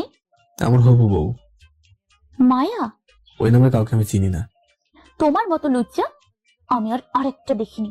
ছি ছি ছি, একটা মেয়েকে ছেড়ে আরেকটা মেয়েকে কিভাবে ভালোবাসো তুমি? ছি মেয়ে, তোমার জন্য যে ভালোবাসাটা ছিল আর সেটা শেষ হয়ে গেছে। আমি ভুল ছিলাম তোমার বিষয়ে। তুমি সত্যি একটা খারাপ মানুষ আর একটা বাজে লোক। সমস্যা নেই, আমি জানি এটা। তোমার সাথে কথা বলতে আমার ঘৃণা করছে। এই বলে কলটা কেটে দিল। এইদিকে হাসতে হাসতে আমার পেট ব্যথা হচ্ছিল। নেইলটা সঠিক জায়গায় গিয়ে লেগেছে। এবার সামনে যে কি হয় সেইটা দেখার পালা। পরীক্ষার দিন ঘনিয়ে এসেছে। এরই মধ্যে কারোর সাথে কোনো প্রকার কথা হয়নি, কারণ মোবাইলে 2টাই সিম খুলে রেখে দিয়েছিলাম। পরীক্ষার আগের দিন রাতে সিম খুললাম, ভেবেছিলাম মেঘা মেসেজ দেবে, কিন্তু সে দেয়নি। রাফি অনলাইন আছে কিন্তু মেসেজ দিচ্ছে না, শুধু হৃদয় মেসেজ দিচ্ছে, কারণ সে সব জানে। পরের দিন তন্নিকে সাথে নিয়ে বাসায় চলে আসলাম। সেখান থেকে রিক্সা নিয়ে পরীক্ষা হলে আসলাম। হলের সামনে এসে দেখি রাফি আর বাকিরা দাঁড়িয়ে আছে। আমি রাফির কাছে গিয়ে বললাম, কি অবস্থা তোর? ছি ছি, লজ্জা করে না তো? তোর মতো লজ্জা বন্ধু যেন কারণ না হয়। জানিস মা ম্যাডামের কি কষ্ট হচ্ছে, কিসের মধ্যে আছে উনি? তাতে আমার কি? সাথে সাথে ম্যাম এসে আমাকে থাপ্পড় মেরে বললো, তোর কি মানে? তুই আমাকে ভালোবাসিস না? ভালোবাসা এখন শুধু আমরা হবু বউকে ঘিরে। এই মেয়েটা, একে তো দেখে মনে হয় কোনো নর্দমা থেকে উঠে এসছে। আমি জানি মায়া এসব বলবে, সে রেগে আছে, তাই তন্দিকে আগে থেকে সব বলে দিয়েছিলাম কি করতে হবে। মেঘ তোমার হবু বউকে কিভাবে খারাপ বলে? আপনি কি আমার হবু বউকে খারাপ বলার? আমি তোমাকে ভালোবাসি আর তুমিও আমাকে ভালোবাসো। কে বলেছে আমি আপনাকে ভালোবাসি? আমি তোমার হবু বউ তন্দিকে ভালোবাসি। কি বলছো সব তুমি? প্লিজ মেঘ, এমন করিও না। আমি তোমাকে ছেড়ে কিভাবে থেকেছি এই কয়েকদিন আমি জানি। কি কষ্টের মাঝে আমি কাটিয়েছি। ও আচ্ছা, ওই আমি তো দেখতে পাচ্ছি না। পাশ থেকে রাফি বলল, মেঘ তুই এমন করছিস কেন? তুই না ম্যামকে ভালোবাসিস, তাহলে কোথায় গেল তোর ভালোবাসা? আমি তন্দিকে ভালোবাসি। চল, দেরি হয়ে যাচ্ছে, এক্সাম শুরু হয়ে যাবে। মায়াকে কাঁদে দিয়ে আমি চলে আসলাম পরীক্ষার হলে। কেমন জানি মায়ের কান্না মিশ্রিত মুখটা দেখতে খুব কষ্ট হচ্ছিল। আমি ওকে কষ্ট দিতে চাই না। পরীক্ষাটা শেষ হোক তবে আমি মায়াকে আপন করে নেব। জানি আমার রেজাল্ট তেমন একটা ভালো হবে না। কোনো মতে পরীক্ষা দিয়ে বের হলাম। বের হতেই তন্নি এগিয়ে এসে বললো, ভাইয়া, পরীক্ষা কেমন হইছে? হ্যাঁ চুপ, আসতে ডাক। কেউ শুনলে সব প্ল্যান মাটি হয়ে যাবে তো একদমই। আচ্ছা, পরীক্ষা কেমন হইছে? মোটামুটি। ভাইয়া, আগে পরীক্ষাটা মনোযোগ দিয়ে দে, তারপর না হয় যা করার করবি। হুম। ভাইয়া, মায়া আমার কাছে আসছিল। কখন? তুই পরীক্ষা দিছিলি তখন এসে আমাকে কাঁদতে কাঁদতে বললো সে তোকে অনেক ভালোবাসে। প্লিজ ওরে কষ্ট দিস না। একটু কষ্ট থাকুক, আজীবনের কষ্টকে তার কাছেও আসতে দেবো না। ওকে, এখন কি করবি? মায়ের কাছে চল। আমি আর তন্নি মায়ের কাছে গেলাম। তন্নু জানে সে কোথায়। মায়া আমাকে দেখিয়ে এসে বলল, মেঘ প্লিজ এমন করো না। সরি, আমাকে ভুলে যাওয়াতেই আপনার ভালো। প্লিজ মেঘ, আমার ভুল হয়ে গেছে, আমাকে মাফ করে দাও। মাফ আমি সে কবেই করেছি। তাহলে বলো ভালোবাসি। বললাম তো, আমার সব ভালোবাসা আমার হবু বউকে ঘিরে। মেঘ প্লিজ। সরি, আমি চলে আসলাম। ওকে কষ্ট দেওয়ার মানে এই না যে ওকে ভালোবাসি না, তবে আমার প্রতি ওর ভালোবাসাটাকে গভীর করার জন্য এইসব কথা খুবই জরুরি। এইভাবে প্রায় পরীক্ষায় সে আমার জন্য অপেক্ষা করতো। ওর মায়ের চেহারাটা আমাকে খুব কষ্ট দিত। ওকে কাঁদতে দেখে নিজের বুকটা দুমড়ে মুচড়ে উঠত। তার ভালোবাসার গভীরতাটাকে খুব করে উপলব্ধি করতে পারছি আমি। পরীক্ষা শেষে শেষে শুধু একটি কথাই বলতো, মেঘ সত্যি ভালোবাসো আমায়? আমি চুপচাপ চলে আসতাম। পরীক্ষা প্রথম দিকেই তন্নিকে নিয়ে আসতাম। শেষ কয়েকটা পরীক্ষায় ওকে নিয়ে আসিনি। বাসায় বসে আছি, কালকে পরীক্ষা শেষ হবে। আর মায়াকেও আমি আমার মনের কথা বলে দেবো। জান্নাত এসে বলল, ভাইয়া তুই কাজটা ঠিক করিসনি। কি বোন? তোর অধিকার নেই একটা মেয়ের ভালোবাসা নিয়ে খেলার। আর আমি তো মেঘা, সরি, মায়ের সাথে একটু। চুপ কর তুই। আজ যদি তোর মতো কেউ আমাকেও করতো তখন, যদি আমার ভালোবাসার মানুষটি আমার সাথে এমন করতো তখন। সরি বোন, আমি কালকে সবকিছু ঠিক করে দেবো। কাল যেন আমি ভাবিকে বাসায় দেখি, আর না হলে আমি আর কোনোদিন তোর সাথে কথা বলবো না। বোন, এইটাই শেষ কথা। আমি জানি বোন রাগের মাথায় বলছে, কিন্তু আমি তো শিওর মায়া ম্যাম আমার শুধুই আমার। উনি আমাকেই ভালোবাসে। পরের দিন নিজের বাইকটা নিয়ে পরীক্ষা হলে গেলাম। আজকে পরীক্ষার পর মায়াকে নিয়ে পুরো শহরটা ঘুরবো। পুরো শহরে আমাদের ভালোবাসার রং মাখিয়ে দেবো। এই শহরও যেন সাক্ষী দেয় আমাদের ভালোবাসা। বুক কাঁপছে। পরীক্ষার হলে কিভাবে পরীক্ষা দিয়েছি জানি না। তাড়াতাড়ি হল থেকে বেরিয়ে প্রতিদিন সেই জায়গায় গেলাম যেখানে মায়া দাঁড়িয়ে থাকে। কিন্তু সেখানে গিয়ে আমি অবাক হলাম, মায়া নেই। মনে হলো সে রেস্টুরেন্ট গেছে। তাই রেস্টুরেন্টে গেলাম খুঁজতে, কিন্তু পাইনি। ভয় হতে লাগলো। সবার আগে পরীক্ষার হল থেকে বের হয়েছিলাম। আশেপাশে প্রতিটা জায়গায় খুঁজলাম, কিন্তু না, কোথাও মায়াকে খুঁজে পাইনি। তাহলে সে কোথায়? ফোন দিচ্ছি কিন্তু কল যাচ্ছে না। আমার ভয় হতে থাকলো। পাগল প্রায় আমি। আমাকে এদিক ওদিক ছোটাছুটি করতে দেখে রাফি বলল, মেঘ কি হয়েছে? দোস্ত, মায়া ম্যামকে দেখছি না, সে কোথায়? সে নেই, আসবে না আর। আর তুই এত দূরে উতলে পড়ছে কেন? তুই তো ম্যামকে ভালোবাসিস না। রাফি, চুপ কর। যে মেয়েটা তোকে সেই ইন্টার থেকে ভালোবেসে আসছে, যে মেয়েটা তোর জন্য বাইরের দেশে না গিয়ে এখানে থেকে পড়ালেখা করছে তোর জন্য, হ্যাঁ তোর জন্য। তোর জন্য সে দামি দামি কলেজে থেকে এই কলেজে এসেছে তোর জন্য। তোর ভালোবাসা পাওয়ার জন্য সে কলেজে শিক্ষকতা করছে।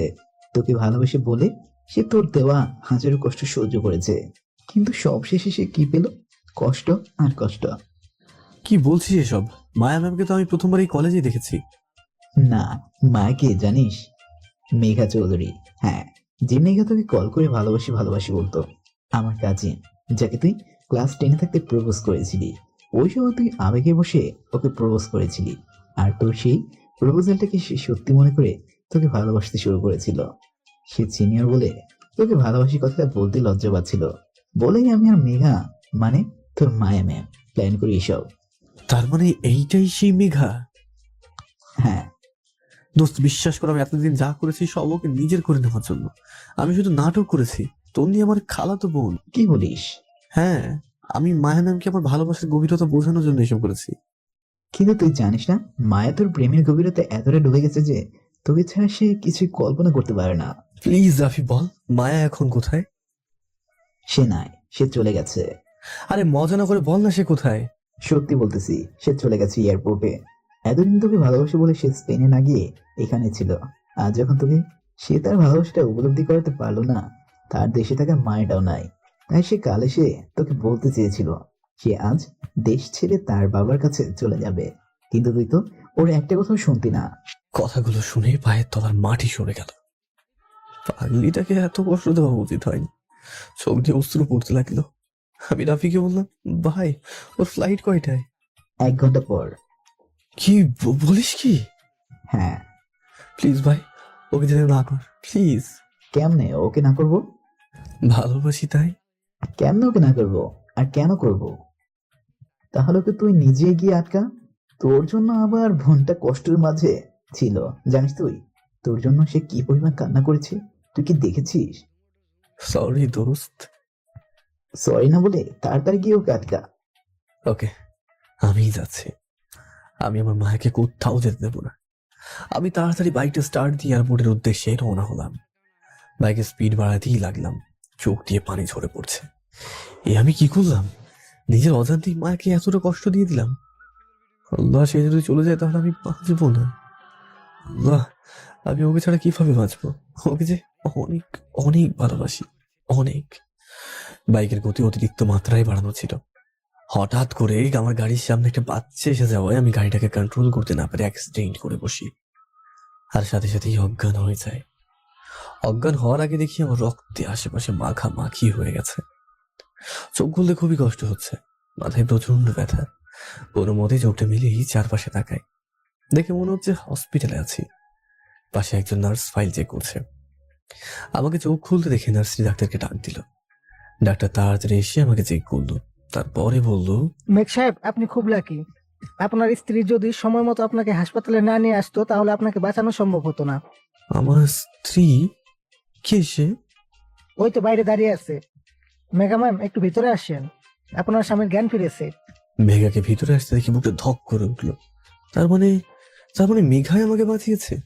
কিন্তু সে তো এয়ারপোর্টে ছিল। মেঘা আমার কাছে এসে বলল, এত পাগলামি করো কেন? যদি সময় মতো না আসতাম তাহলে আজকে তোমাকে। এই বলে সে কাঁদতে লাগলো। আমি মেঘার হাতটাকে আস্তে করে নিজের হাতের মুঠোয় নিয়ে বললাম, তুমি এসেছো মেঘা? সরি গো, আমি অনেক কষ্ট দিয়েছি তোমাকে। প্লিজ মাফ করে দাও, আর কোনোদিনও কষ্ট দেবো না। দিয়ে দেখিও, হাত পা ভেঙে গুঁড়ো করে দিব। কিন্তু তুমি অ্যাক্সিডেন্টের জায়গায় আসলে কিভাবে? তুমি তো এয়ারপোর্টে চলে গেছিলে। হাতারাম, এয়ারপোর্টে গিয়েছিলাম আব্বুকে আনতে। রাফি তোমাকে মিথ্যে বলেছে যাতে আমার কাছে ফিরে আসো। রাফি হারামিটাকে আমি তো ছাড়বো না। কি হয়েছে? না কিছু না, মাথা ব্যথা করছে। এভাবে পাগলামি করতে হয়? তুমি কি মনে করেছো তোমাকে ছেড়ে চলে যাব? জীবনেও না। সেই কলেজ লাইফ থেকে ভালোবেসে আসছি তোমায়, আর তুমি গাধাটা কিছুই টের পাও না। 3টা বছর একই কলেজে পড়েছি, তাও কোনোদিন আমাকে খেয়ালই করলে না। যখন ম্যাম হয়ে এলাম তখন খেয়াল করলে। সরি। আপনারা কি স্বামী স্ত্রী না? মেঘা বলল, না, তবে ফিউচারে হব। তাহলে এই ফর্মে যে ওইটা না করলে অপারেশন করতে দিত না। মেঘ সাহেব, আপনি কিন্তু খুব লাকি। লাকি আর হলাম কই, ওর মতো ডেভিল মেয়েকে বিয়ে করে জীবনটা তেজপাতা করবো আর কি। মেঘা রেগে গিয়ে বলল, কি বললে? আরে মজা করছিলাম। 1 মাস পর রাফি, রিয়াজ সবাই আমাকে জ্ঞান দিচ্ছে। রাফি বলছে, দোস্ত, আমার আপুরে দেখিস বিড়াল মারার সময় যেন কষ্ট না পায়। দোস্ত, বিড়াল কই? রুমে। তুই সাহসী ছেলে, যা এবার বিড়াল মেরে নিজেকে জয়ী কর। আচ্ছা, বুক কাঁপছে, বাসের ঘরে ঢুকছি, লজ্জা লাগছে, না না ভয় লাগছে, না না হাত পা কাঁপছে। কোনো মতে ভিতরে ঢুকে আমি এদিক ওদিক খুঁজতে লাগলাম। মেঘা, সরি মায়া, আমি নিজেই কনফিউজ, ঘোমটা দিয়ে বসে আছে। আমাকে এইভাবে খুঁজতে দেখে সে ঘোমটা সরিয়ে বলল, কি হয়েছে? কি খুঁজতেছো? বিড়াল ম্যাও। মানে এই বন্ধুরে বলছিল আজ রাতে বিড়াল মেরে জয়ী হতে, কিন্তু বিড়াল বেটাকে তো খুঁজে পাচ্ছি না। মায়া রেগে গিয়ে বলল, কুত্তা তুই এদিকে আয়। মায়া রাগী কণ্ঠ শুনে ওর সামনে গেলাম। কান ধরে উঠবোস করা শুরু কর। কিন্তু কেন? করবি কি করবি না? কি আর করার, বাধ্য হয়ে তাই করতে লাগলাম। কি ডেভিল বো, জীবনটাই তেজপাতা করে দিল রে। আমি বললাম, আচ্ছা ডেভিল ম্যাম। কি বললি? না মানে মায়া ম্যাম, কান ধরে উঠবোস করার কারণটা কি জানতে পারি? কুত্তা, কারণ জানিস না? আমাকে অনেক কষ্ট দিলি, এখনো পর্যন্ত প্রপোজ করিস নাই, তোরে আমি আরো শাস্তি দিব। এই না না, এসবের পড়া শাস্তি ভোগ করা পসিবল হবে না। তাহলে চল। কোথায়? ছাদে। আচ্ছা চলো। আমাকে কোলে করে নিয়ে যাও। হ্যাঁ, পাবো না। কি বললি? নিচ্ছি। আমি মায়াকে খুলে নিয়ে ছাদে গেলাম। আকাশে খুব সুন্দর চাঁদ উঠেছে, তবে আমার মায়ার মতো এতটা সুন্দর না। মায়া এবার বলল, ওই যা, ওইখানে ফুল আছে, নিয়ে আয়। আমি বাধ্য ছেলের মতো ফুল নিয়ে আসলাম। এবার বলল, নে এবার প্রপোজ কর। আমি ফুলটা এগিয়ে দিয়ে বললাম, আমি তোমাকে ভালোবাসি। হাত আরাম, প্রপোজ হইলো, সুন্দর করে কর।